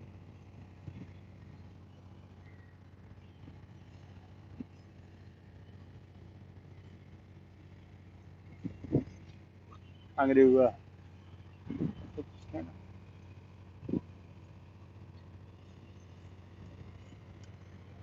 I'm checking the other camera, everybody. I'll be back to the chat here in a second. I'm just setting up the other camera once more. Make sure it's recording. All right, I'm with y'all. Thanks. Here we go. The other camera does 30-minute segments, so I just press the record on that again, so we're good to go on that one. Yeah, what a time to be alive, right? Yeah.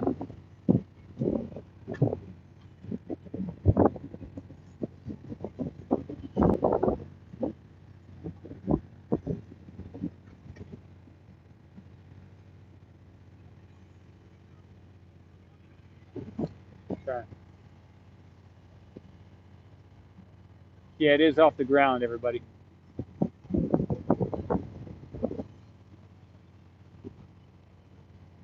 Swinging freely. Maybe there are people on the ground with some ropes attached to it. You know, in the past, that's what they've done on some of the other structures. They will have some cables and people holding onto the cables from ground level. So I don't see any people on the ground right now, but there's likely are some people on the ground with attachments to the structure there. I do some people. I do see some people there on the ground on the bottom right now. I don't know if you can see them. Yeah, you can see them in the screen there on the bottom right.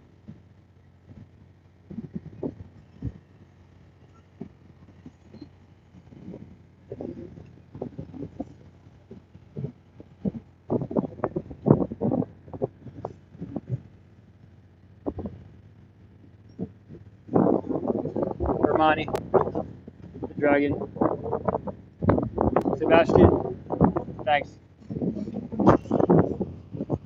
We got some shifting wind here. Yeah, you can see that yellow crane is moving away to the left there, or it's moving its lifting piece there, rotating to the left.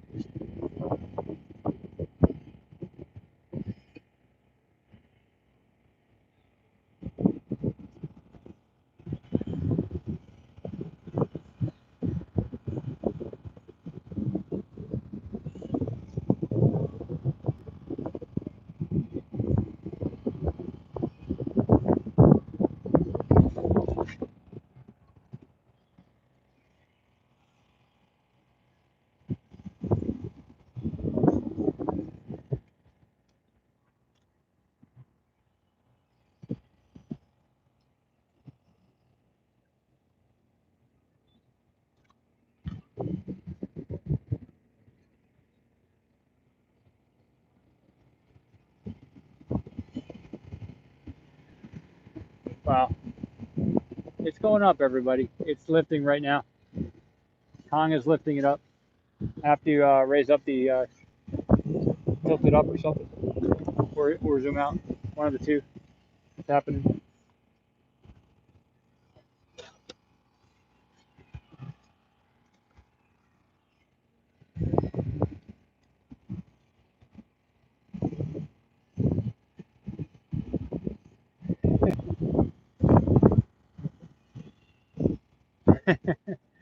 How many raptors on the quick disconnect arm? I like that.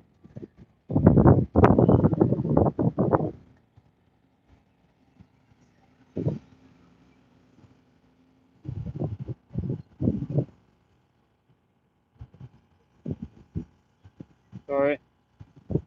All right.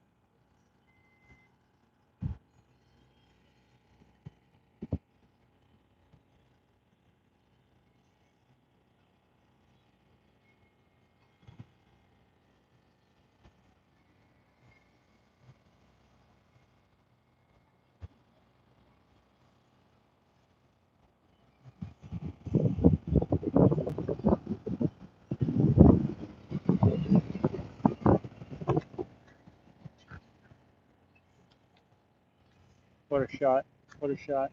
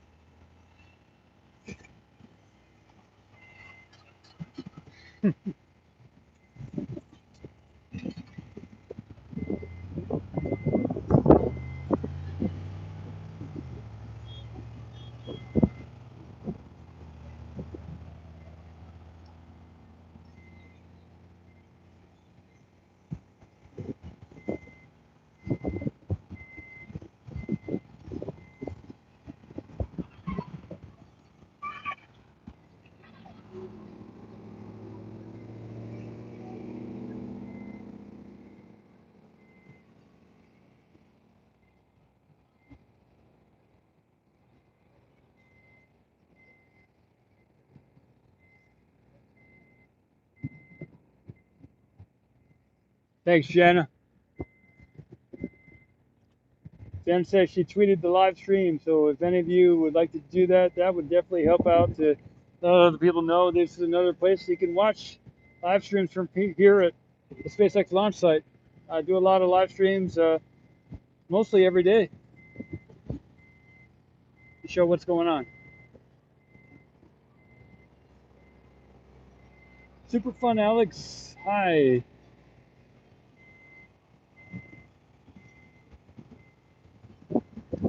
Hey, Silas, if you're still out there, just a shout out to you and also to John. Really nice to see you too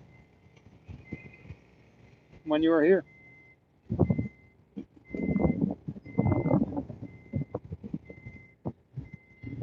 Yakov.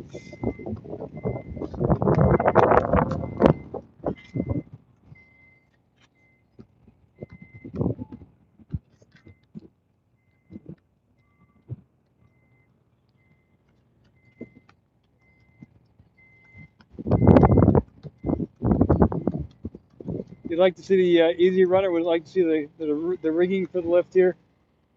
Okay. I'll zoom up a little bit, show you some of that a little bit.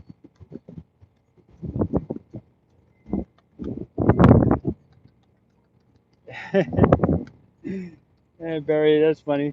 Yeah, this is Barry's huge green screen, and I don't recognize that it's a green screen. This is Barry's suggesting this is all a simulation in one of his rooms.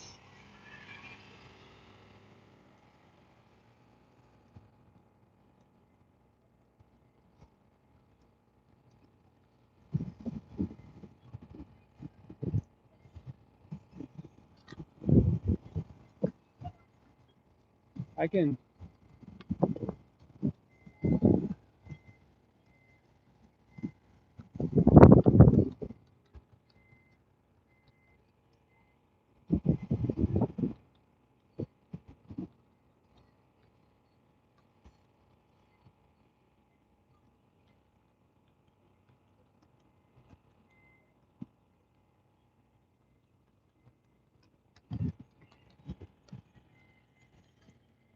Texan Leon says, "I knew it. I knew it. I knew it was a simulation."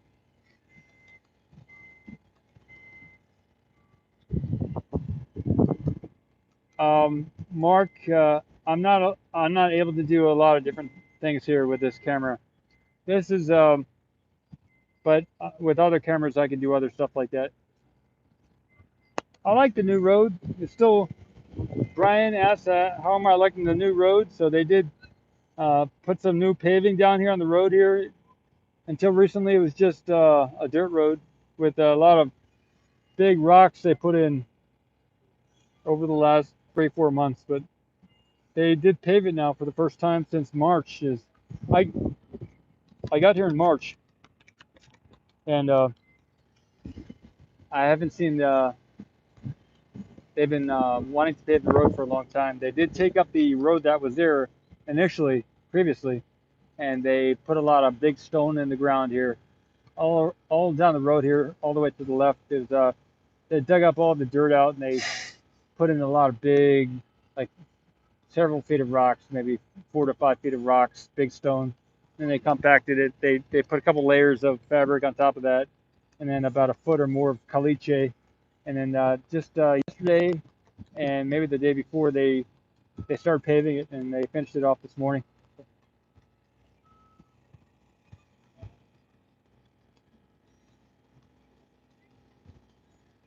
Cool, Yakov.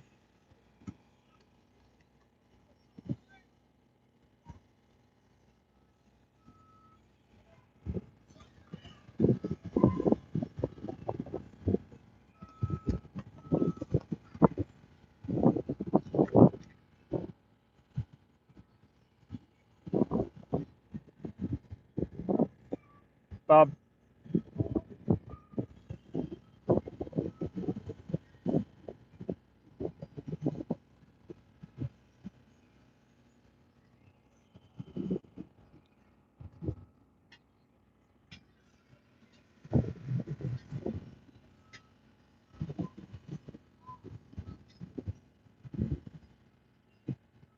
Let's see what time it is here. It is now 4:19. 5, 6, 5, 9, 6, 7. They've got another 3 to 4 hours of doing this lift if they're going to do it before the sun sets. So I am prepared for the next 3 to 4 hours here.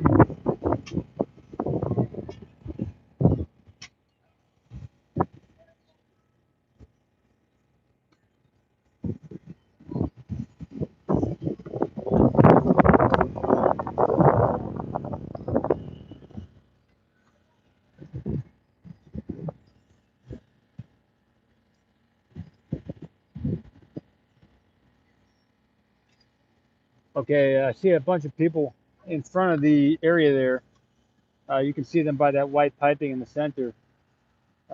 They have harnesses on, it looks like. So maybe they're involved in moving the quick disconnect.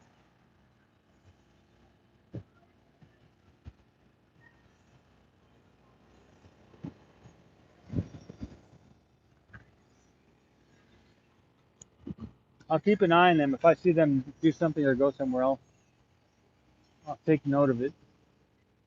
They're out of view right now. They're behind some of the other structures, so not visible. Even if I did want to get them on camera, they're not visible anymore.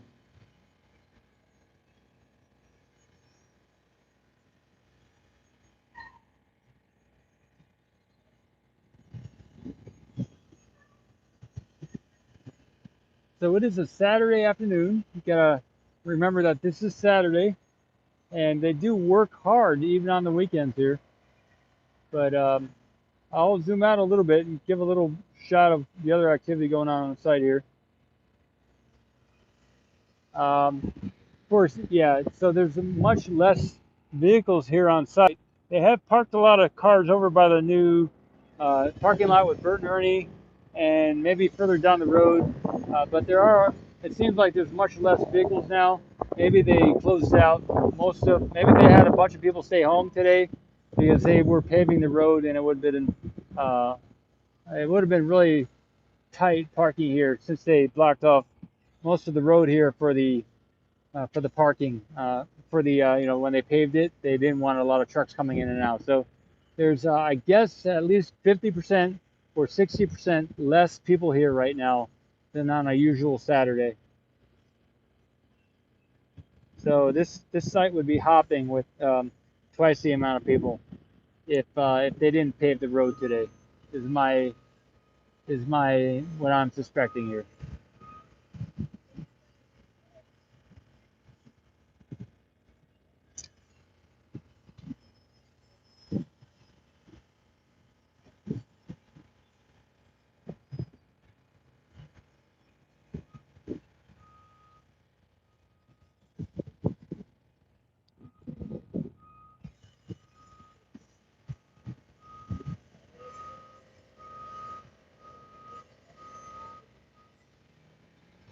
I'm gonna zoom back in on the quick disconnect up there.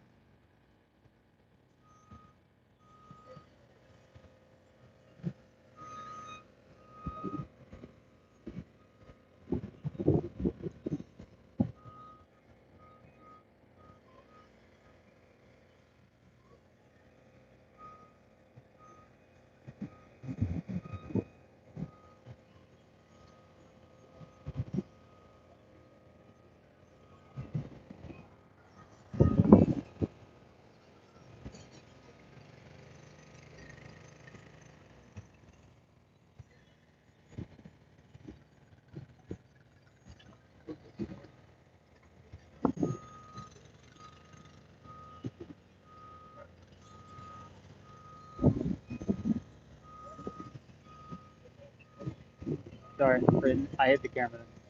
Sorry. There we go.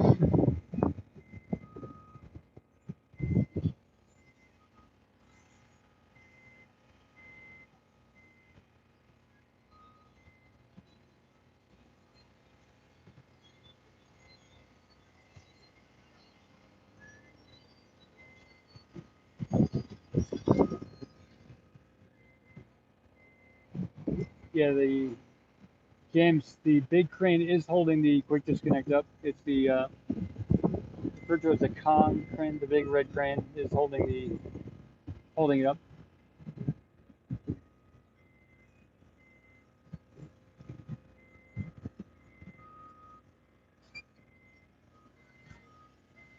I can do some I can do some coverage of some of the areas here on the site too.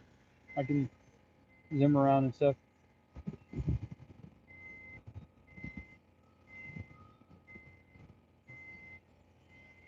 I'll show a little bit of the vertical area here.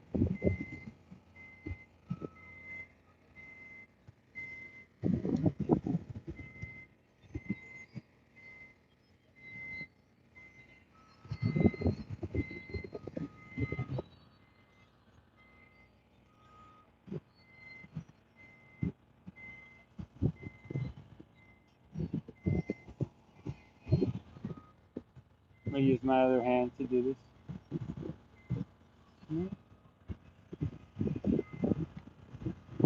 I need to switch the umbrellas out and use the other hand to hold the tripod while I do that. There we go.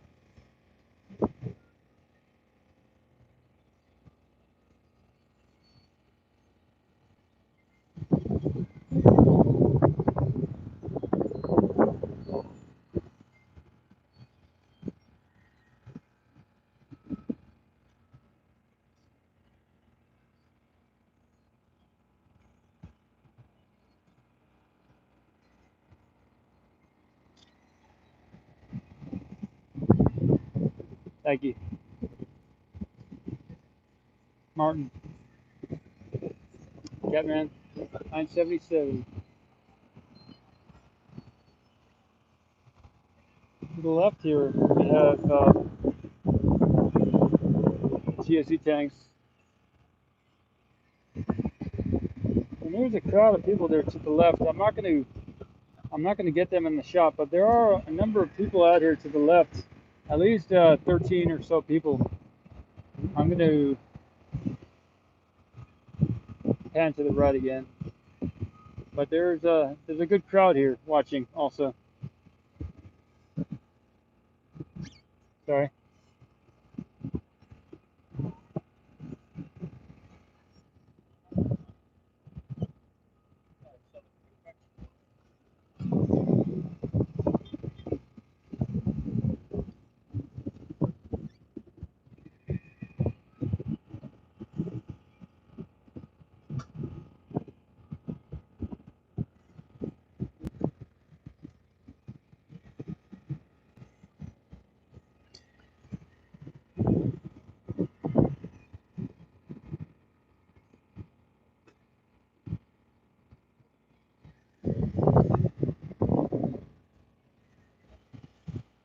Oh, what a day to be standing out here. Barefoot, watching the main gate of SpaceX launch site. I don't know how many of you are barefoot, but it might be fun to be barefoot on the whatever you're standing on, the carpet or the wood or the ground or cement or concrete, whatever you're standing on. Yep, I am barefoot.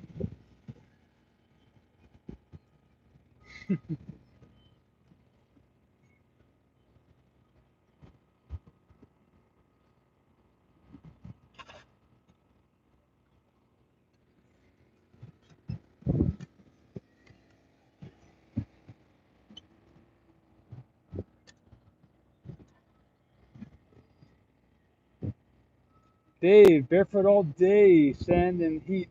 That do the so good. Chip, right on, Chip. John.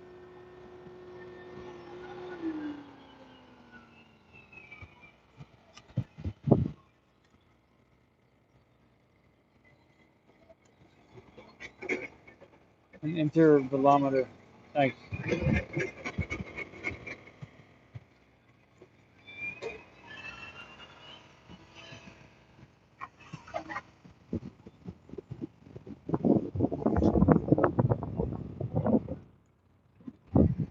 Sorry.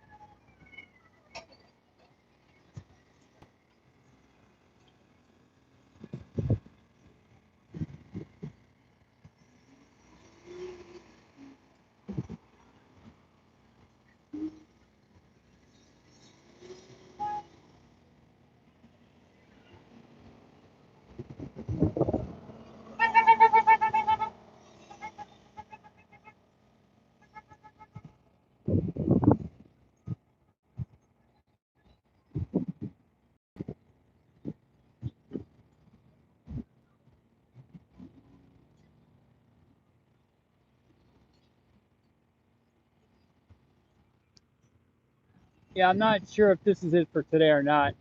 There is still some sunlight here today. And typically in the past, when they will do a major lift, they will let it sit for a day after they've hooked it up to the crane. So what I've heard in the past is if it's going to be lifted, it needs to be set down on wood or something. So I'm wondering, would they have to, if they were going to wait a day, would they have to set it down on some wooden structure? Is what I'm wondering. If they if they were it for today, they would have to set it down. Is what I'm thinking.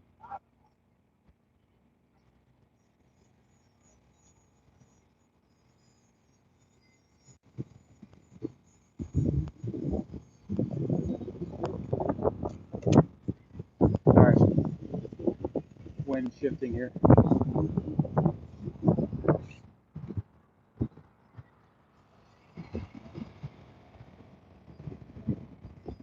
Yeah, it's always a guess, says Gary, when they will lift it. It is always a guess. Yeah. I'm sure even for SpaceX, there are different factors that come into play when they're moving at a big crane right now.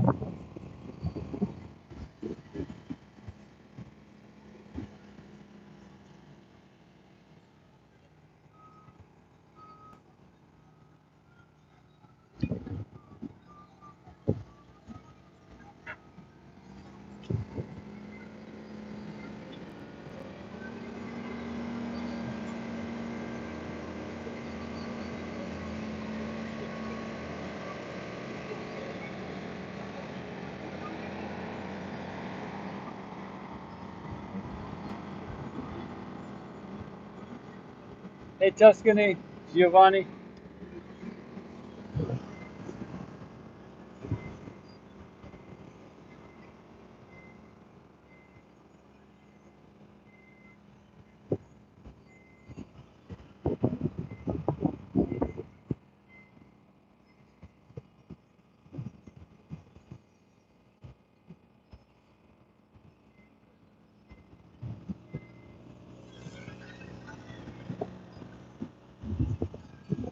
Yeah, so for those of you who are wondering about the people on the crane, I think the number of operators, they get certification in Europe, is what I was told.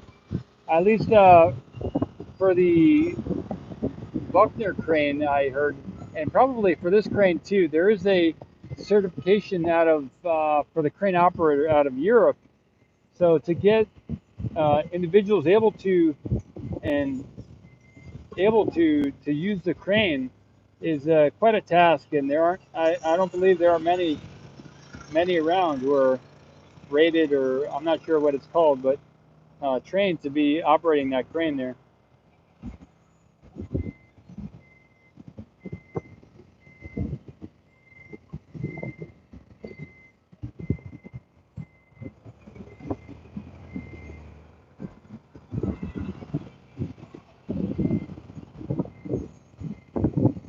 Tater says the crane training is in the Lieber factory. That's awesome.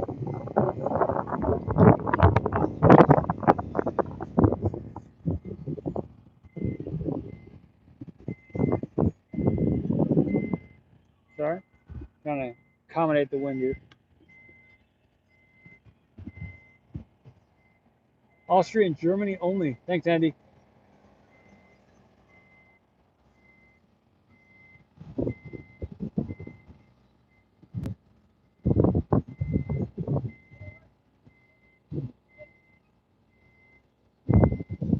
Yeah, Barry, that is correct. Yeah, I'm here full time, and donations have made the way possible going forward. So I am now monetized though with YouTube, so that will make it more possible to do more in the future on a consistent basis, and also to buy equipment and stuff. So, but yeah, the donations and support have helped in the past, and that's the only way I've gotten here. And any support that comes forward from y'all is appreciated. Yeah, not as critical as it was before, but definitely still as impactful. So there's a white lift going up the side of the tower there.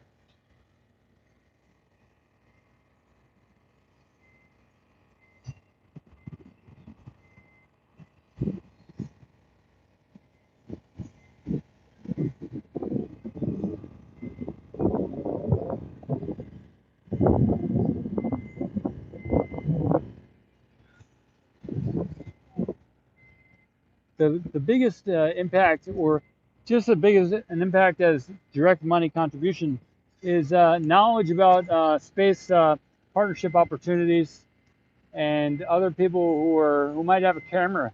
At this moment, what I'm looking for is a space-ready camera to fly on a upcoming rocket launcher, because there is an opportunity to get a free flight if I just come up with a camera. So if any of you know somebody who has a business that would like to provide a camera, or has their own mission that if they could get into space, they would be psyched about it, because just the trip to space is usually a very costly thing. So if they could get that for free and provide the camera for Ocean Cam, or provide the live streaming access to their camera, that would be a win-win for everybody. Um, yeah, so that would be the most valuable thing at this point, way to contribute to Ocean Cam, or at least one way, because there's multiple simultaneous things that can happen and benefit everybody. How you doing? Hi, hi, hi. Hey, what are you doing here? That's a quick disconnect for the fuel structure, but I'm a Ocean Cam, Uh-huh. and there's 1,300 people watching. Oh, okay. Nice. Yeah.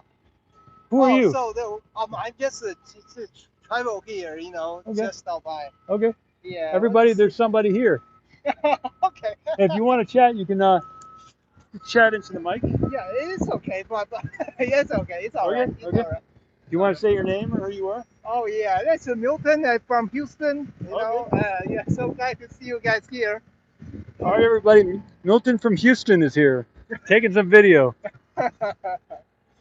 Yeah. Okay. So what are you doing? They're this is gonna be for the fuel, Uh-huh. and they're gonna use it to fuel the Starship and the booster. Oh, okay. So they're gonna put it on the tower. Probably they're gonna raise it up quite a ways. Okay. So where is the fuel?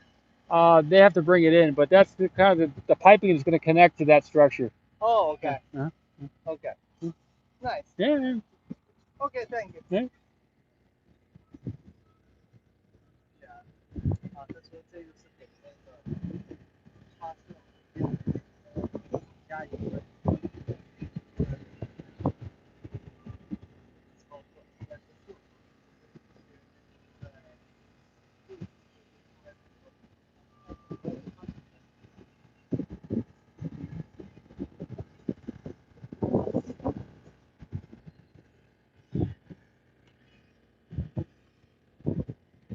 Yeah, there's a lot of people from all around visiting the site here, so a lot of different people are showing up, and yeah, nice to chat with them too when they stop by. It's doing their thing, and nice to get to chat with them a little bit. If you're ever passing by here at SpaceX and you see me and you like to get on camera, or just say a few words, you're welcome to. I pass you the mic, and you can say some whatever you have to say about whatever it is you're inspired about in life.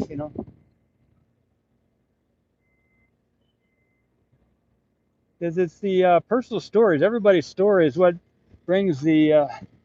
That's what it's all about. That's the meaning comes from the personal. At least what I've seemed to believe is that your own personal story is what brings meaning to life.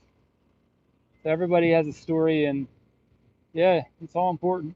We're all connected.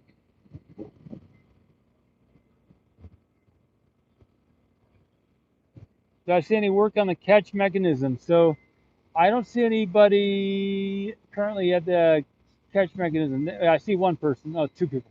Yeah, I see two people. Uh, Not a lot of huge work going on the catch mechanism right now, but there are at least two or three lifts over there, and there are a couple of people over there. Chuck, just tune in. Chuck Yeager. Nice to see you, Chuck.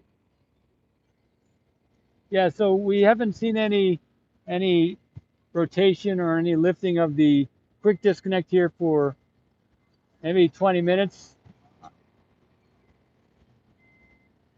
But it is raised up, I think, right now, or it could be setting on the part all the way back to the right there.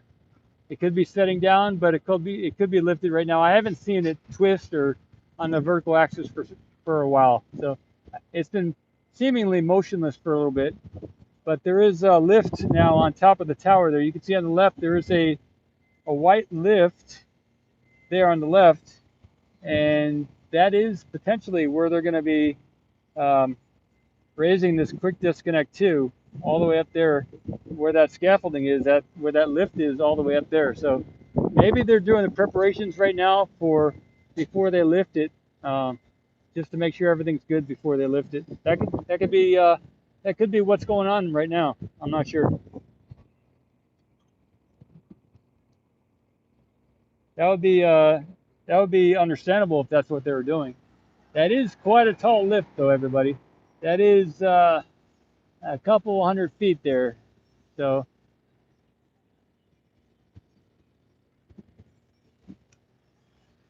the height of that white lift.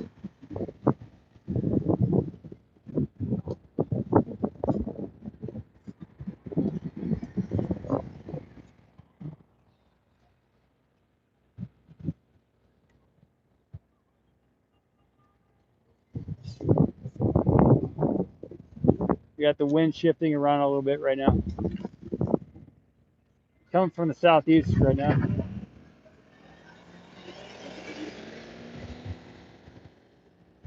Hey, Alan.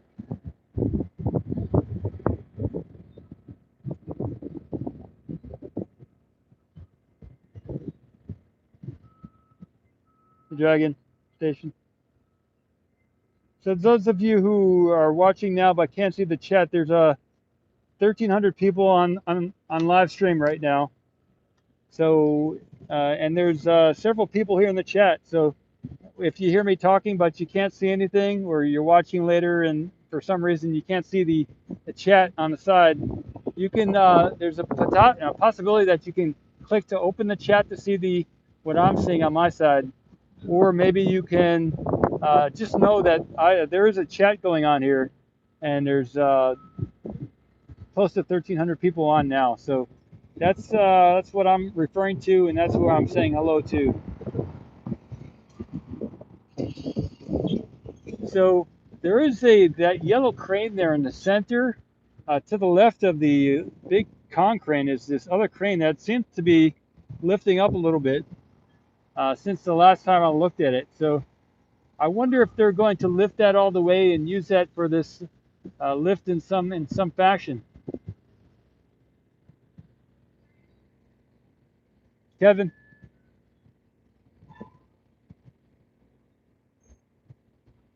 Pierre?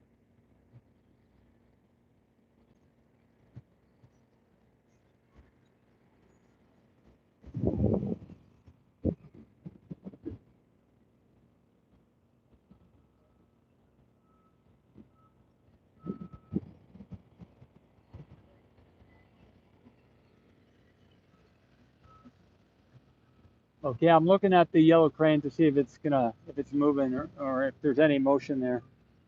I'm also keeping an eye on the white lift that's higher up. The white lift.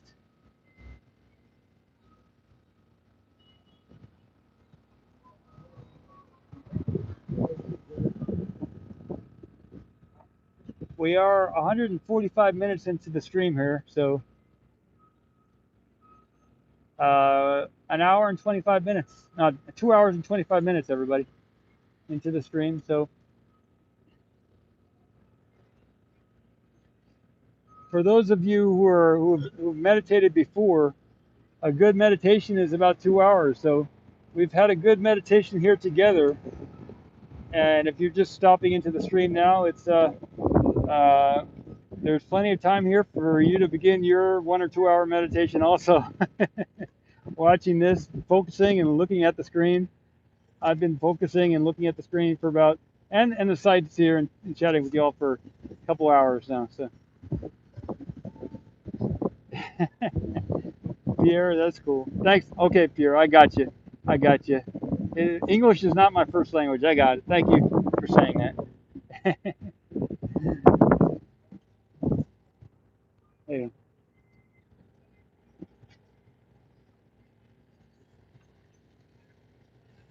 Thanks, Matthew.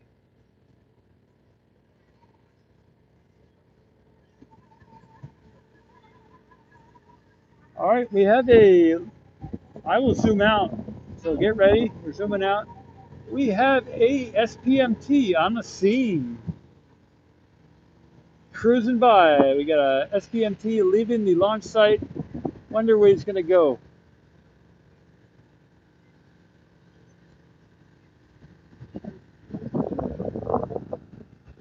Oh, we got something else, a truck coming out from behind too. Interesting.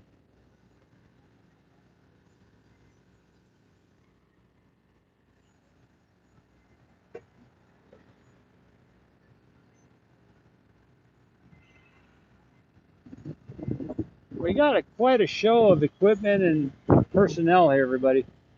We got SPMTs, we got cranes, we got lifts, we got the catch arm, we got the quick disconnect, we got the con crane, we got a lot of trucks, we got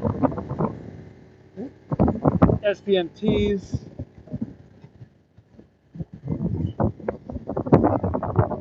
People, we got lots of people. I couldn't figure out the term to call them, but we got lots of people here of all different specialties. And all of you here too. And there's an audience here to my left also. So there's people here on site. There's all of you there. We're all watching this together. Oh, we got two SPMTs. We got two of them.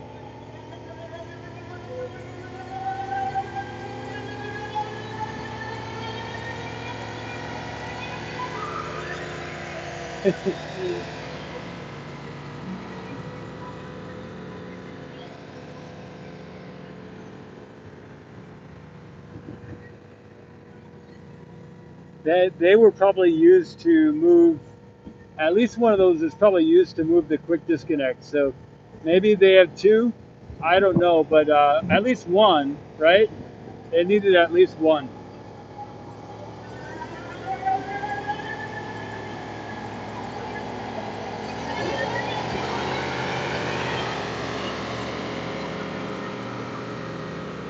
Matthew says maybe they're going back to get the GSE tanks.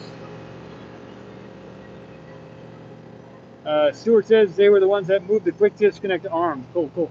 So, Stuart, did you see if they used one or two SPMTs on there? Because um, I think I saw an SPMT there yesterday, but I wasn't able to see if there was more than one. So you're saying two were used? That sounds interesting. So maybe they used two on that quick disconnect. Oh, sorry. I'll keep some of the imagery on the left there going too, because that is a little bit interesting. The catch arm.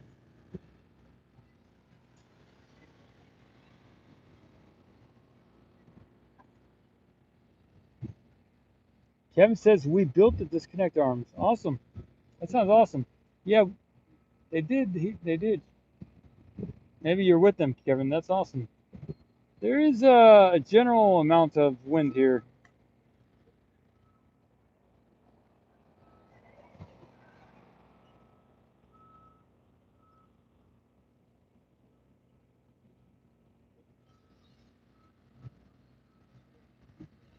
Okay, the yellow crane is moving up, so I will get that in the shot. It's important right now because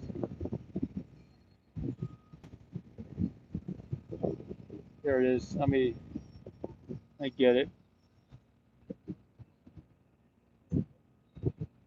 It is rising up. It seems.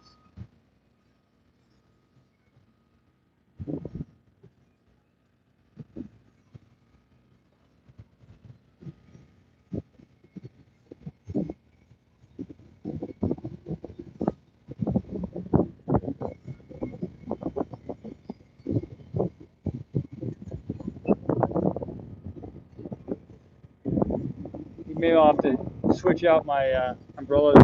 Get one on one side, and the other on the other side. The big one on the other side now, and maybe the little one on the left side. Working with the wind here. Okay, I'm good. Yeah, so the yellow crane, I'm looking at the top rooster part of it.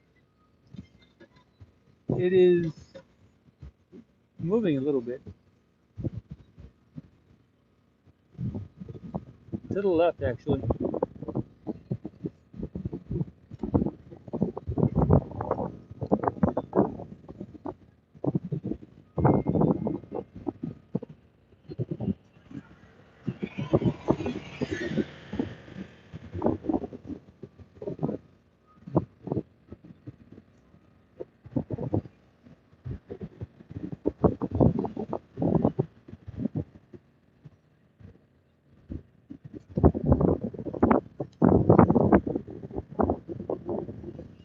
There are several links here for ways to help out if you were to do that financially. There's PayPal, we got Venmo, or if you'd like to wear a T-shirt, we have merchandise. We get there's some income from that also.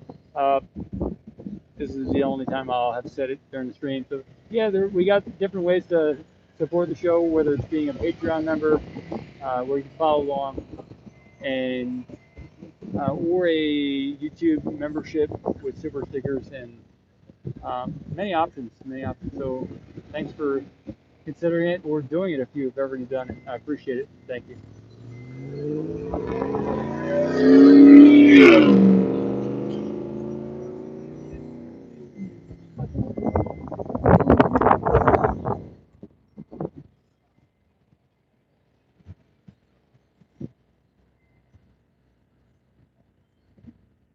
Yeah, John. John, the tripod here is doing great, and thank you for the donation. Thank you for the support and also the friendship. John lives close by here in I think McAllen, about an hour or so away from here, and or at least from Brownsville. And yeah, he's an electrician and a good guy. His some of his relatives work in a band or have a band, and he's got a lot of skills. Thanks, John. Hey, Michael, I did not get offered a job at SpaceX, but at this point, I may have grown out of that job, unless they're looking to give me um, an out of this world opportunity. If they would like to take on the OceanCam mission, I would definitely work with SpaceX. But if it's to do what I'm already doing independently, then maybe the independent way is the better way, because then I can keep focused on the OceanCam mission. But if SpaceX would like to have a OceanCam department, I would definitely I would do that in a heartbeat, because it would be a bigger mission if SpaceX were involved. Or another way, instead of them having me as an employee, it's better to do a partnership. Maybe SpaceX and OceanCam could do a partnership on the OceanCam focus or the OceanCam mission, or the goal of filming from oceans here in the solar system on the different moons and planets, whether it's above the ice or below the ice, whether it's liquid methane or liquid H2O, or maybe some other frozen ice. Yeah. Hey, Derek, welcome as a member of OceanCam. Thank you. And welcome. Like Fabio from Argentina.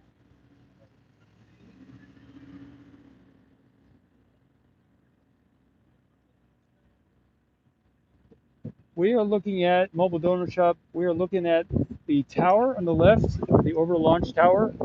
It's the gray structure there. I'll zoom out. I'll zoom out and do a little intro here. I haven't done this in a while, just because there was a lot of activity. And in the earlier beginning of the stream, I did get in front of the camera, and I'll do it again. And kind of introduce myself and say what I'm about and stuff like that.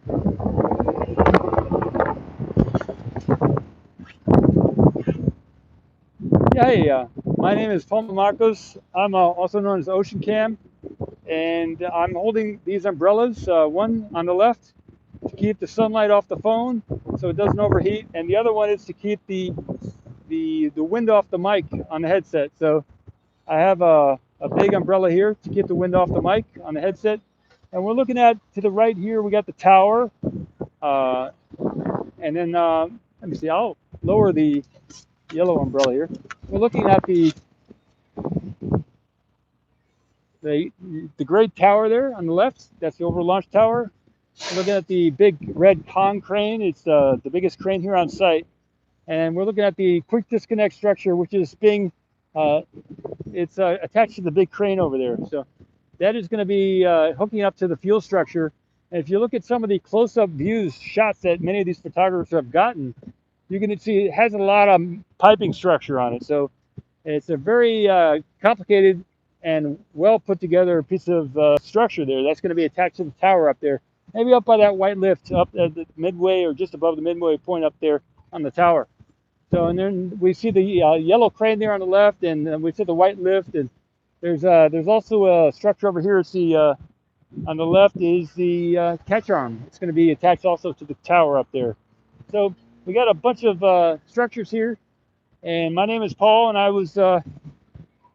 I got inspired to do this a little ways ago. I've been doing this for 5 months, since March of this year, 2021, and now we're in August. So the thing's coming together, and behind this structure is the overall launch platform. So I'll go behind the camera again, and thanks for taking a look and saying hello.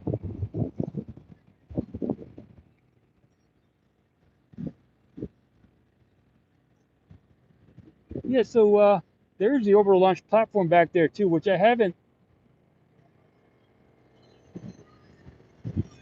Yeah, Lawrence, easier said than done with the mic sock, but if you have a link, just send me a link to it. I'll buy it. I have funds now to get new equipment, and I've just been doing it slow and piece by piece and one foot in front of the other, make sure it's a really good purchase. So I did buy a second mic today, which is good, 60 bucks there. So I have the money to buy some more equipment. I just need to make sure it's the right equipment and the right time to buy it. So, and yeah, if you send me a link, that will help to get a mic stock if it's the right one. So to the left is the overall launch platform. That's where the booster and the Starship will get stacked on top of there, to the left of the tower. If you're new to this, but a lot of us have been following this for many months, if not years, or some of us are even involved in the building of this structure. So I know several people from SpaceX have. Hey Barry, goodbye. See you later. Several people are actually working on site as part of the building of this structure here. So many people are very well familiar with everything that's going on here, and much more so than I am.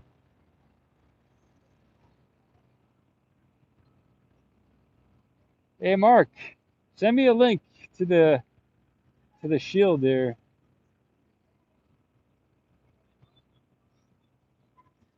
Um, oh, I gotta zoom out. I don't know if you saw that. There's some planes up there. You see that? We gotta fly by some planes. Right there, everybody. See that? There they go. Oh yeah. They're still in the shot. Oh, there they go.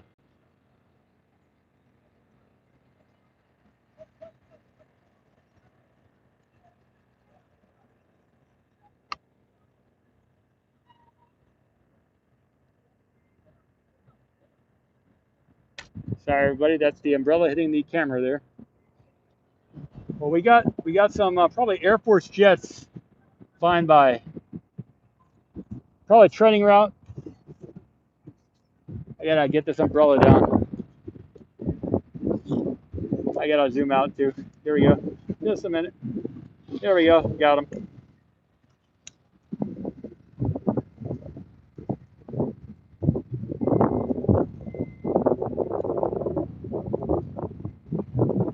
There we go.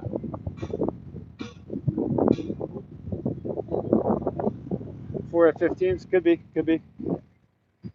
Yeah, I'm also a commercial instrument pilot too, so I'm familiar with what it takes to fly an airplane. Okay, setting up everything again. There we go. Sorry for all the adjustments. That's the second time I've caught a jets coming by here, so I have a little bit experience with getting them on camera. The last time I didn't zoom in at all, and I just caught them from a distance. But this time I kind of tracked him and I zoomed in a little bit.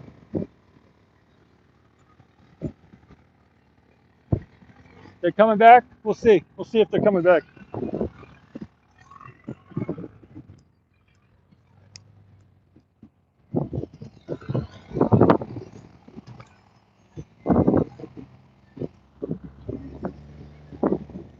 Well, I am set up. If they come back, we'll do it again.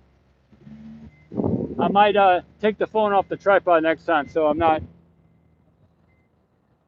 moving the tripod and stuff like that.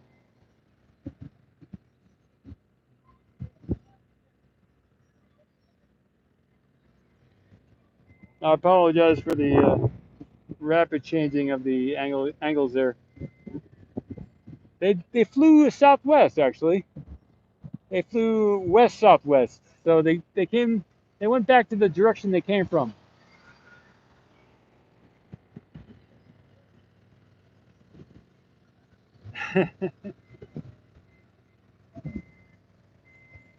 Well, so not only do we have people on the ground here, we have people up in the sky too. Saying hello here. All right. I don't know why we get this type of stuff going on here, but um,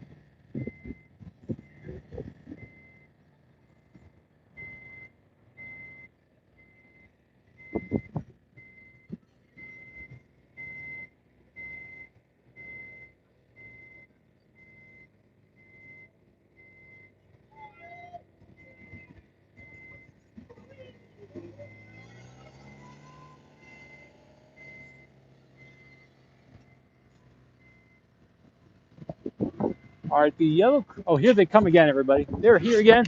I'm gonna use this. Taking off the tripod, everybody. We're gonna follow them this time. All right, everybody. Here we go. Here we go. Sorry.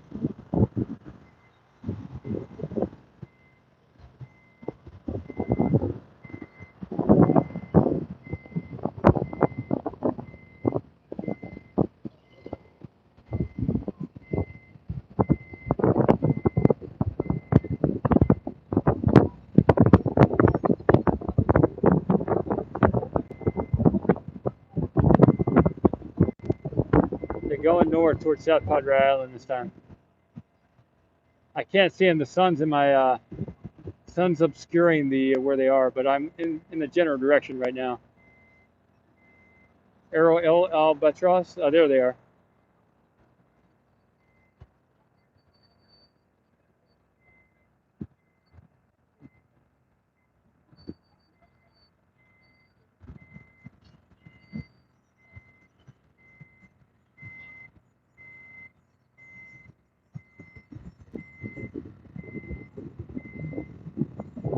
Maybe they'll do a flyby. Who knows?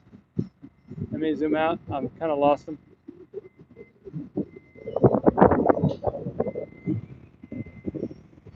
Gotta get my feet ready here too.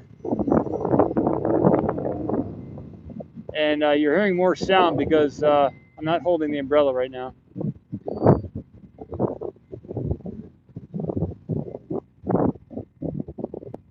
There they are. Sorry, got them. So they're pretty low, everybody. They're a couple hundred feet above the ground over there. We're looking at the wall here for SpaceX. Yeah, they're pretty low, everybody. Maybe they'll fly by again. We'll see.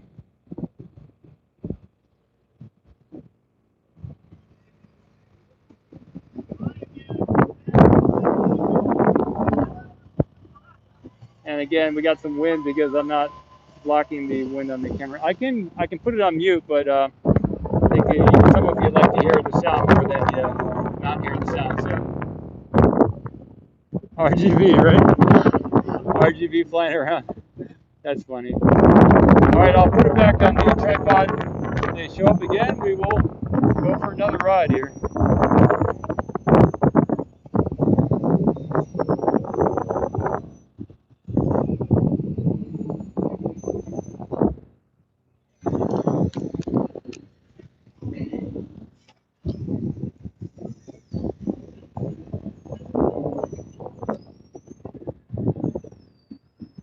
So from the Philippines.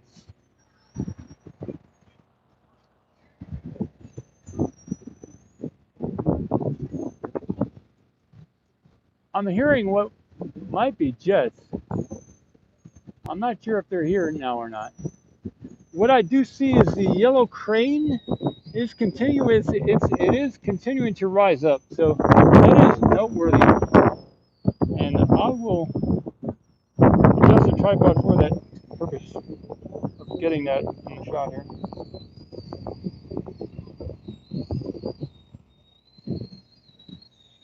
It's continuing. It's getting actually pretty tall. This yellow crane.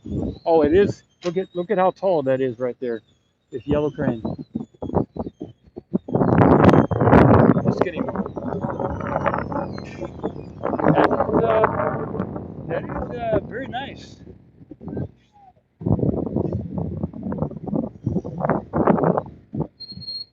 I'll get the whole tower in the scene here.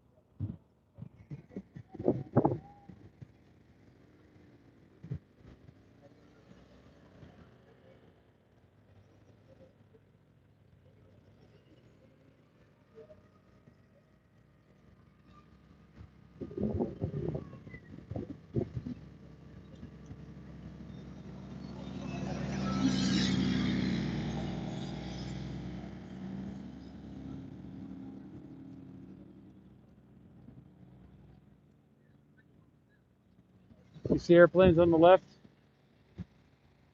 I don't I don't see any currently. I don't see any currently.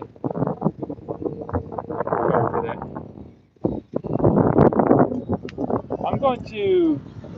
I'm gonna mute the mic here. You have a little wind in the angle. It's a little crazy here with the mic. I'm gonna mute the mic.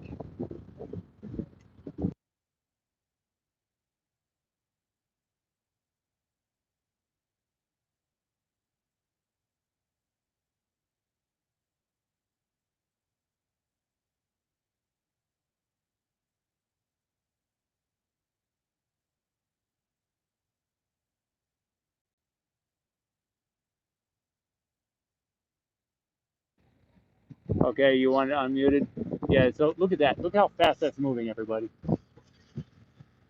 It is going like crazy.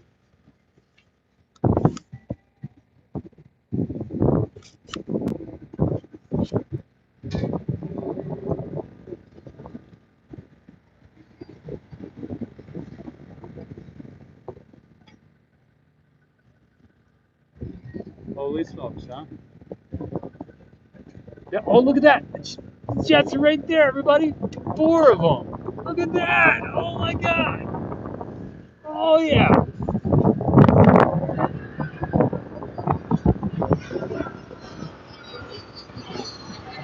Oh, awesome. Awesome.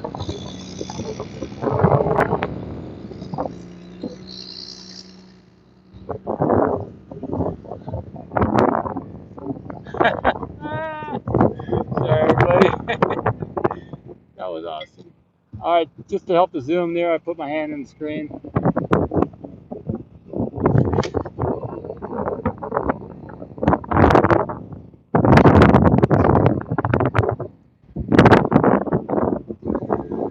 Wow, that little crane is becoming the big crane now. I'm going to get my other umbrella here. Let's see. There we go. That's the right umbrella.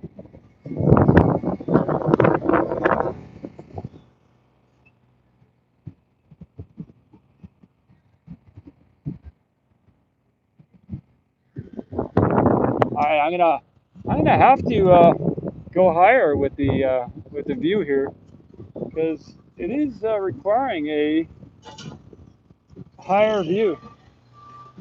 All right, gotta balance everything here. Okay, here we go. Here we go. Got it.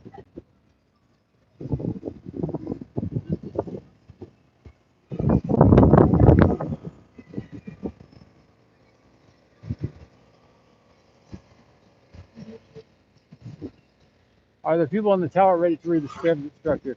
I do not see anybody on the tower, but what there is a elevator, and I recently saw some stairs. So there are some stairs glowing in the sunlight up there, horizontally placed stairs. So I was noticing that a couple yesterday, that there are some stairs up there. I got some close-ups, and I couldn't understand why would they have stairs horizontal instead of like normally if you have stairs on a structure, you want the stairs to be going from down to up, right? Well, these stairs are going horizontally. So maybe that's to help with the work that they're going to be doing today, or whenever they do connect whatever they're going to connect. Because toward the top of the tower there's some uh, stairs horizontally glowing in the sunlight right now.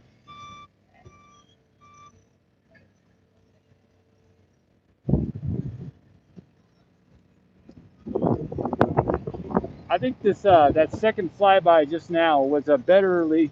I controlled the shot better, whereas the first time I kind of was not paying so much attention to the view. I was just, oh, here they are again, everybody, again.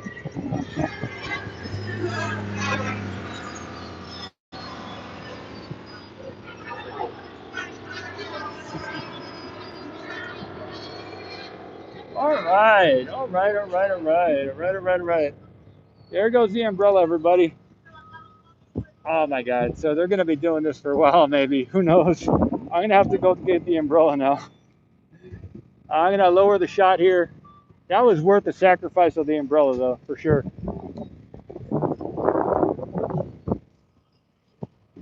All right, I'll be back in a minute.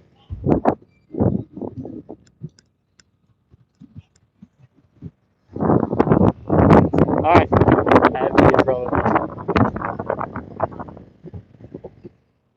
I think I'll keep it here in the future. I'm not going to pan over. I will follow them a little bit if they come by again, but I'm going to keep the shot and I will just cover them as they pass by. It's awesome that they're willing to do these flybys here and kind of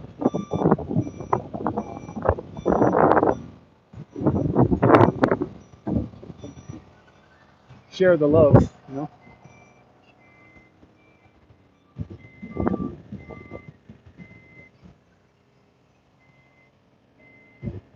Yeah, Dan, I'd have to get I'll set the other camera up for that shot. If they come by, I will have that shot. Okay. Thanks for the heads up about that. I'll get that other shot with the P1000. I just got to get it in position. If they pass by again, I will have it on camera on the P1000.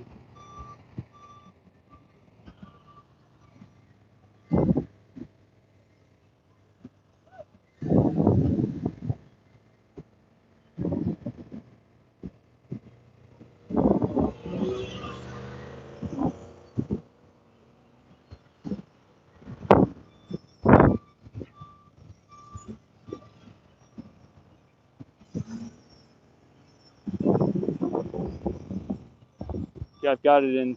I've got it in focus now. Cool.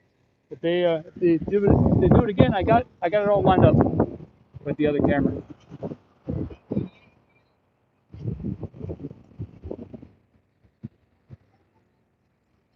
That was awesome though. I love it. I love it. That was a lot of fun.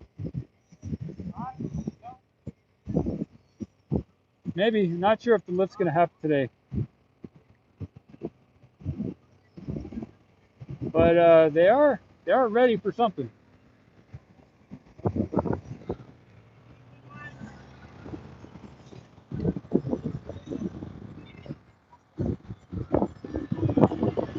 Yeah, Gary says the mix is funny when they announce a drone going up, but not the 4 Air Force jets going by. That is right. That is funny. Here they come again, everybody. They're coming by, everybody. Here we got it. Yes. Nice. There we go, everybody. There we go. Yep, and then it recorded on the Nikon P1000 too.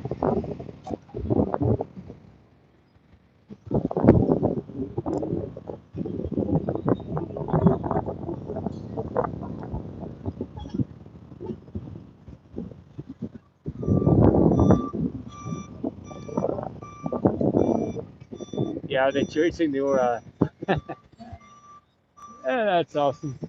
Over, if you ever stay over at South Padre Island, they do land the helicopters over there right next to the Isla Blanca Park. So when they do that, they do 4 or 5, maybe 6 runs to practice their landings over at the Isla Blanca Park, and it's always fun to see that happen. They do that at least once a month. So maybe they're doing something like that over here with the jets. Either that, or it's just a really special opportunity right now to see them here also.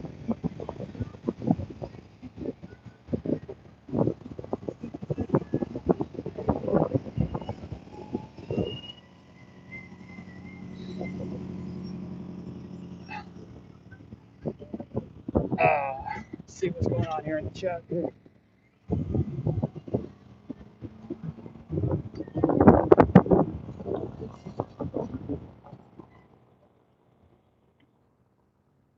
They're coming around again, everybody.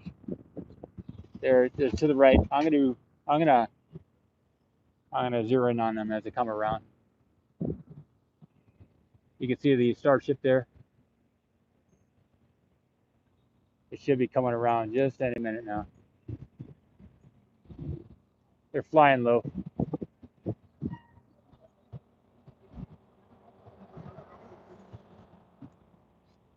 Unless they went to the south. I did see them round the corner though, over. No, not sure. Anyway, they were going in that direction though. They went back southwest.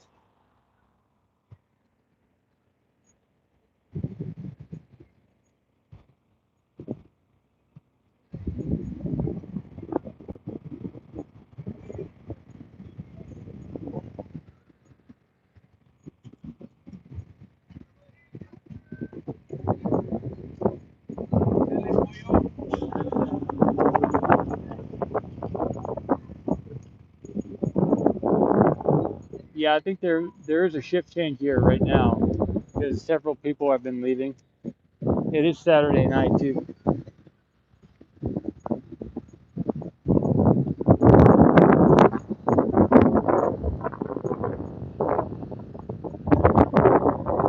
Okay, so this is what it sounds like when I'm not wearing with the phone and the umbrella.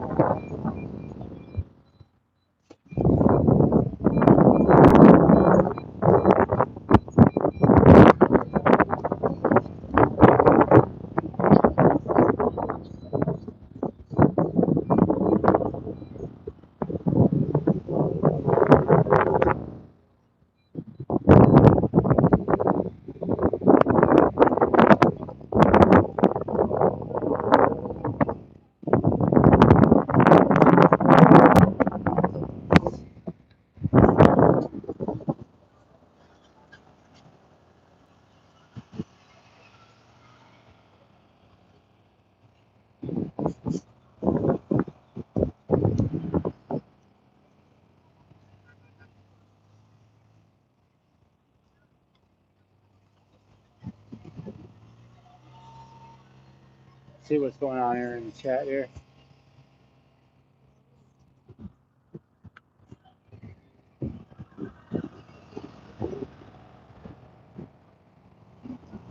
Okay, high above there is a commercial airplane way high up. It's like very high up.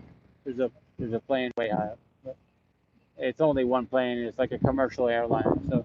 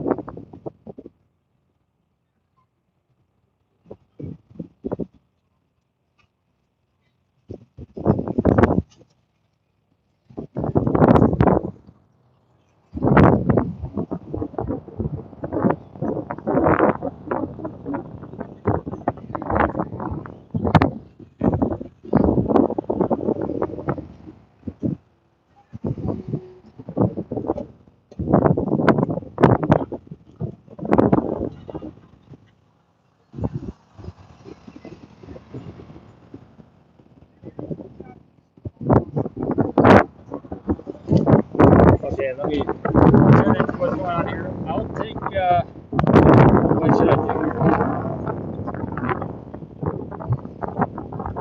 I'll pan down a bit. I'll tilt down, and I'll pan around, left, right. Hey, Lawrence. Yeah, nothing's going to happen right now with the mic. Probably nothing tomorrow either, or in the next 50 days. In the next 2 months, nothing's going to happen with this mic in the next 2 months. What might happen is if you send me a link to something, I can use something if you send me a link and buy something. Otherwise, or if I buy another mic. But yeah, nothing's going to happen with this specific mic in the next 50 days. So just a little FYI. So keep asking, but nothing's going to happen with it. So I'm probably getting a little hangry right now. A little hangry. I've been doing this for 3 hours. 3 hours, everybody. It's been a good live stream. Really fun. Yeah, I put down a fresh layer of asphalt out here to help my lungs a little bit.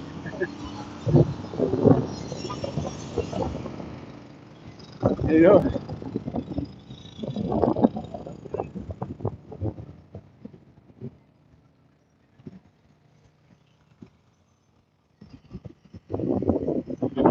Yeah, Gary, you're right.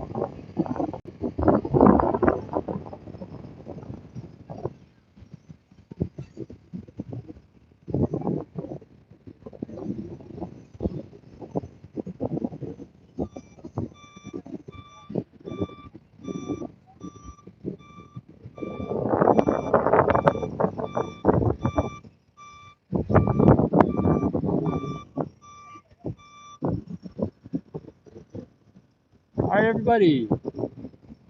I'm gonna keep streaming. See what time it is. It is now 5:27.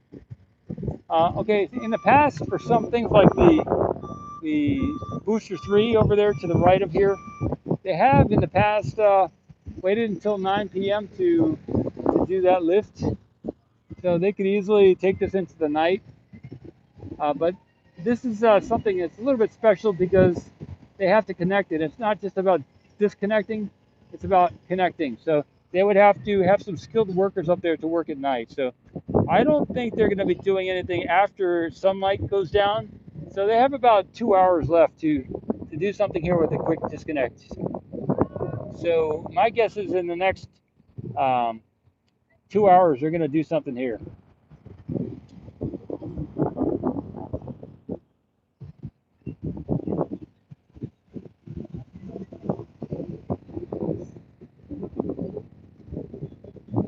I see somebody up there on in the tower. So there's somebody in the tower up midway up. I can maybe zoom in on that spot.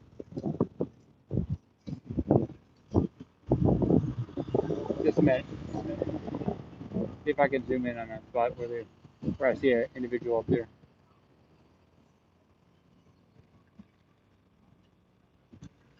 All right, just a minute. So in that midsection there there is somebody up there in that midsection by where the crane rotates up there. I can't see the person anymore, but they are up in that area there where that floor structure is more full up there.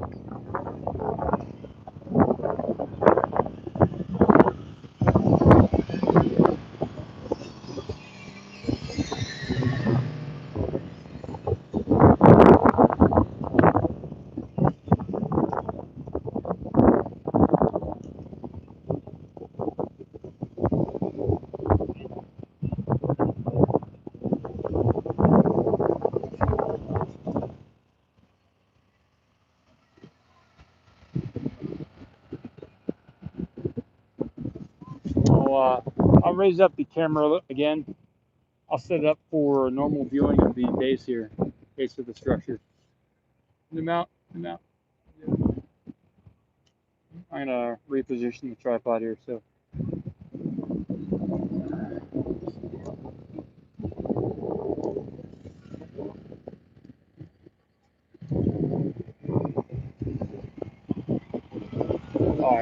So now I can at least stand up and be vertical, and everything's good. Good, good, good, good.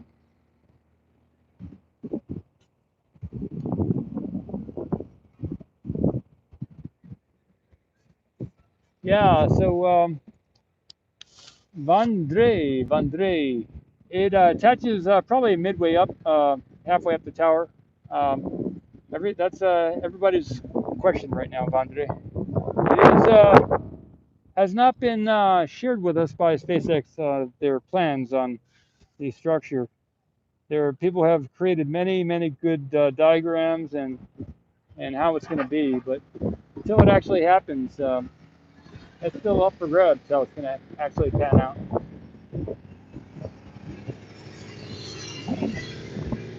Yeah, could I get all the cranes and the launch tower in one shot? Yeah, I'm not going to get the launch tower again because I did it already, and I'd have to lower the tripod again quite a bit. I just came from that position, so you maybe scroll back at the screen to get that shot. But I can get some of the stuff on the ground. If you'd like to send me a tripod, then I can definitely do it better with a better tripod.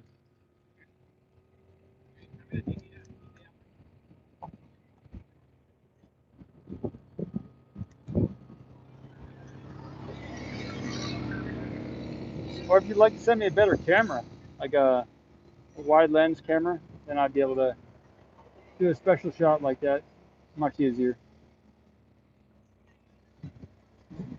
Yeah, Lawrence, you got to see, there's thousands of people on here and many comments. So, and I don't have a sheet of paper next to me, but if you can send me a link to that, I will check it out, whether it's in the description of one of these videos or in a direct email.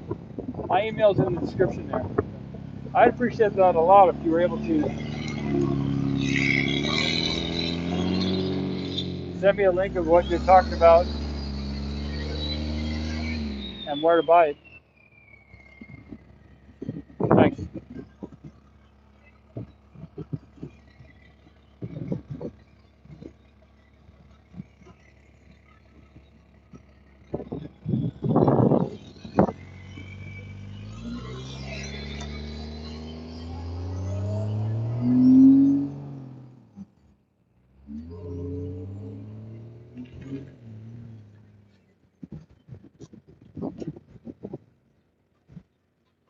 Wow, that yellow crane really went vertical.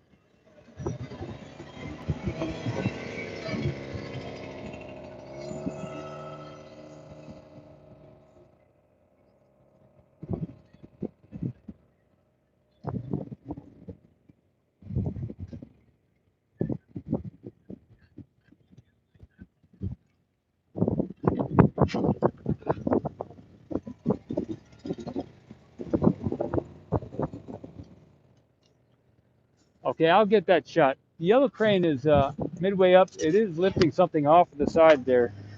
So it's going to get noisy, but I got to do that so I can hold the camera and get that shot. Yeah. Here we go. I'm going up the tower here.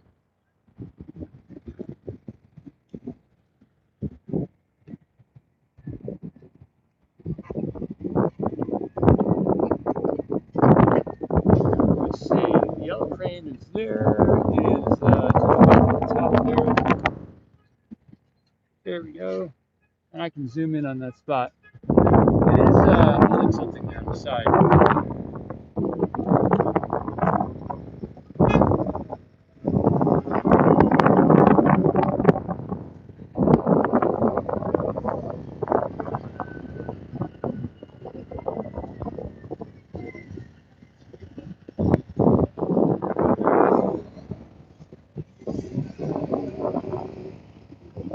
Oh, sorry. You're good. Thanks. A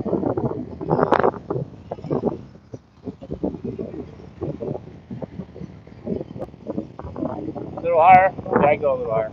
Just a minute.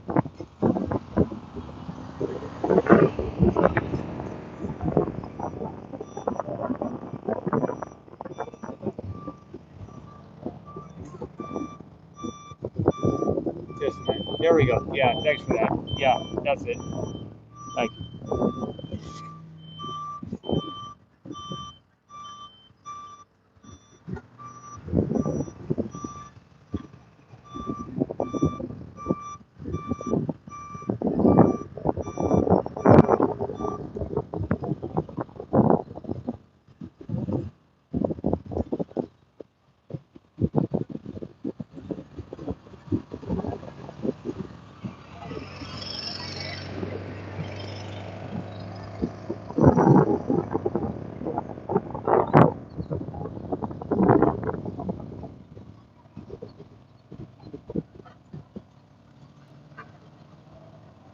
Looks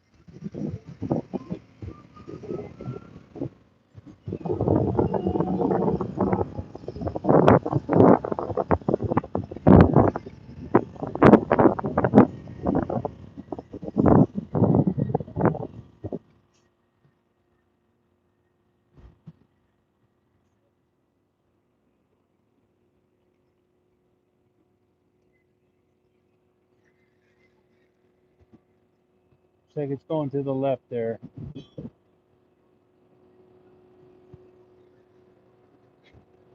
I'm watching it. Still within view there.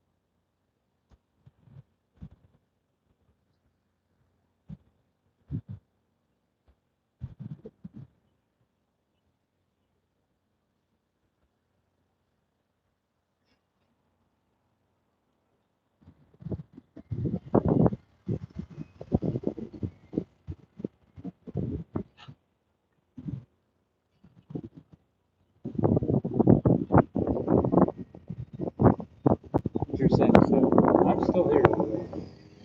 Um, I'm going to raise it back up and get the regular view. They're lowering that, but yeah, it is probably some type of welding thing.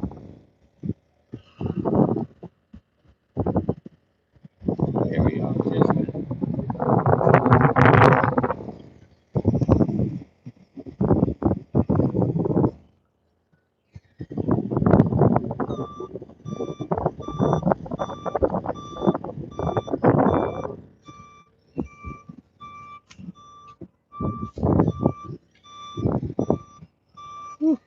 So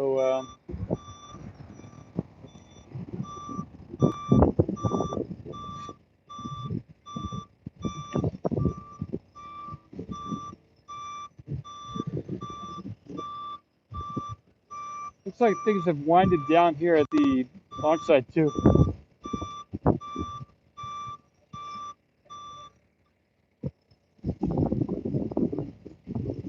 They may be they may be thinking about doing this tomorrow if they're going to do it, because the personnel on the site here have decreased. Maybe there will be a night shift. I don't know, but they have definitely vacated the site quite a bit.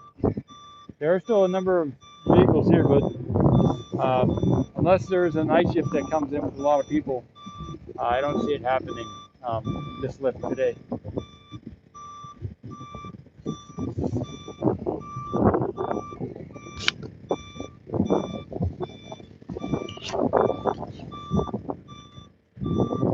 Yeah, maybe tomorrow morning. They do a lot of things on a Sunday morning, so it could happen here on a Sunday tomorrow.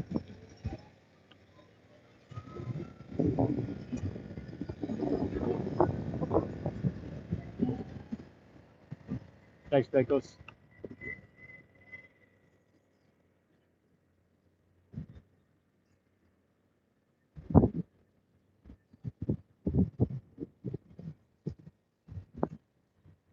Yeah, this Lucius.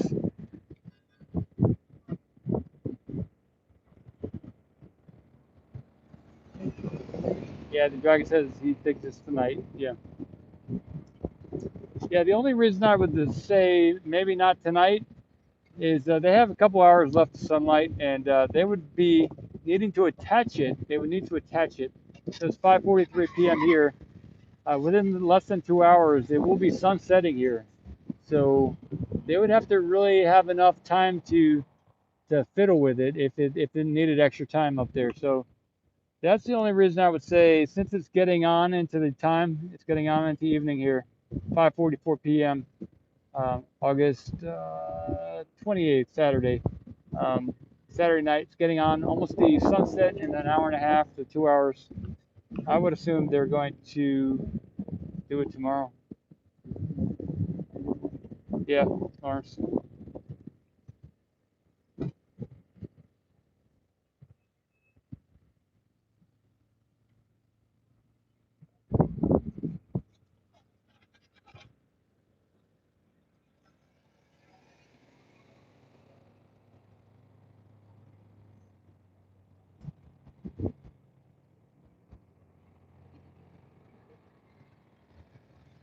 Yeah, so that's a good point. The quick disconnect is still in the air was the point um, by Kevin. Yeah, it is still in the air.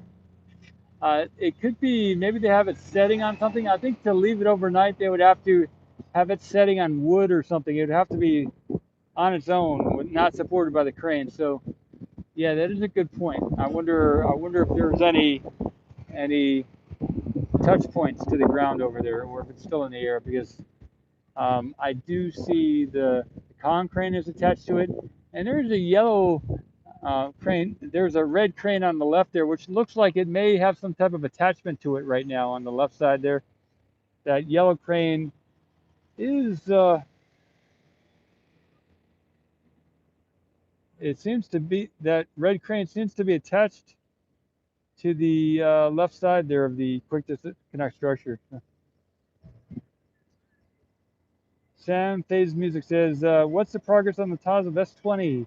I think these will slow the ship production. Thanks. Yeah, the tiles. There's still a lot of red areas, so there's a lot of, and it's about a 50-50 on red versus green. So they're at the 50-50 point there for work needing to be done.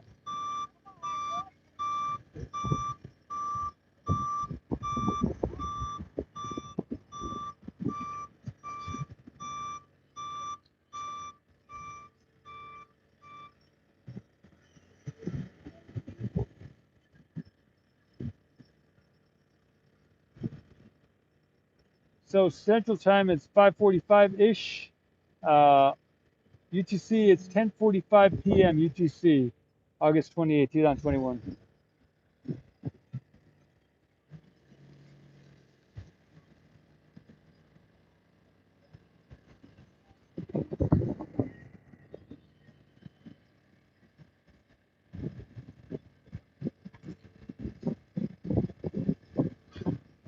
I'm feeling like it's not going to be lifted tonight, so I'm going to wind this down. This has been an awesome stream. I'll do another 10 minutes or so, maybe 15 minutes. But I will be winding it down. If there's anything you'd like to see, let me know. If there's anything you'd like to chat about, I am looking at the chat more so now than when I have the. Uh, I'll pan over to the right here and then tilt upward and get a shot of the starship. Yeah, it's been a great stream. Thanks all for joining in. So I will be winding it down. And just any last views that you'd like to see, I'll check out some things for myself also, and go from there. So some trucks coming in, maybe some night shift people coming in, but um, I feel comfortable leaving tonight. I don't feel like it's gonna lift tonight, but my feeling could be totally wrong. Could be totally wrong, but just for me, it's been a good 3.5 or so hours here on site at least, and an exciting time too. Yeah, thanks, Lawrence, Tommy, Cosmo, and thank you, Michael Harrison, for the work you've been doing here. Volunteer work, voluntary. The dragon. You see the road there. All right, didn't mean to show the people there. Giovanni, take care. EDP, Florida. I guess I can zoom in on the catcher on there a little bit. I haven't really done that so much. You can see the V structure there. Not really. There are some people working on it over in the background, but it's progressing. Don't see any lifts over there currently. There are potentially some people coming over to start the night shift. And that is about it. That is about it.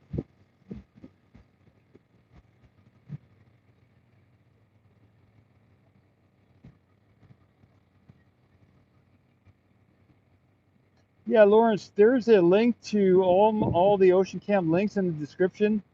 And at the top of that link for all the Ocean Camp links, there's an email there. You can click on it or you can copy the link. Yeah, Texas Red, no enemies. Nice job, Ocean Camp. Yeah, thanks. Roger. Lucius. Yeah, Lucius says, I wonder if the new road will allow the booster to be moved easier. And yes, I believe so. I believe that is one of the reasons. Maybe but also it's time, I think, because they've moved plenty of boosters down the road here. Unless moving the last booster caused some issues or some of the other earlier stuff. Maybe, yeah, maybe with the 29 Raptors on it and all that ready to go, maybe they don't want to mess around. So maybe doing the road was part of making that a more gentle transport from the build site to here with all the Raptors there. That would make sense. Thanks for bringing that up. And less tile damage, right? Yeah, good point there, Billy. Yeah, Jared. No enemies. Thumbs up to you also.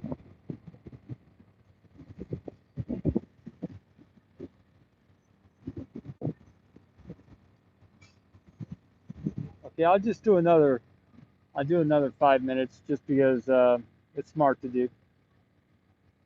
But I will begin packing things up here also, just mentally getting ready to leave.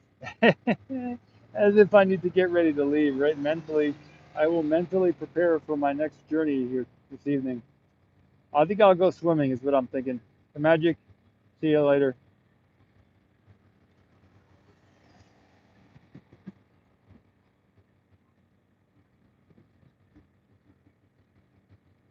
Rocket Nerdle says, sorry about that. Had the button jammed. Okay. Michael, I don't know if that's important or not, but yeah.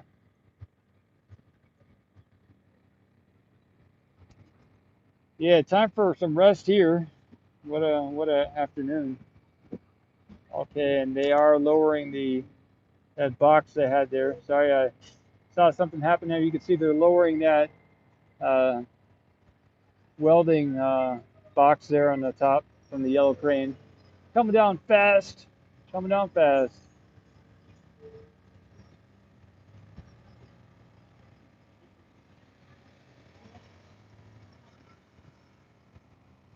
You got to see some jets flying by several times.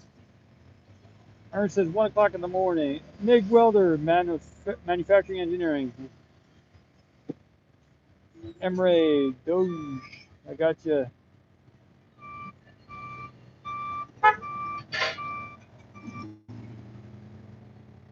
Yeah, if it does get lifted or moved again tonight, I'd love to watch those photographers who do get those shots. So there are several photographers here and some new ones that I haven't seen before. At this moment, there aren't that many photographers, but they were here earlier about how long ago? Over an hour ago, there were several more photographers here. And those of you watching, if any of you venture out here tonight after this stream, love to see some of your images that you might post on Facebook and the other areas, Twitter, YouTube. Um, takes a bunch of us to cover this. Instagram.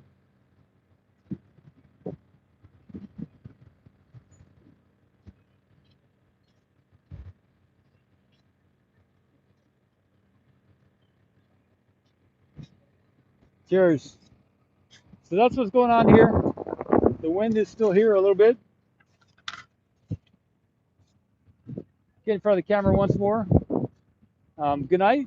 Thanks for joining. Starbase SpaceX launch site, home markets with OceanCam.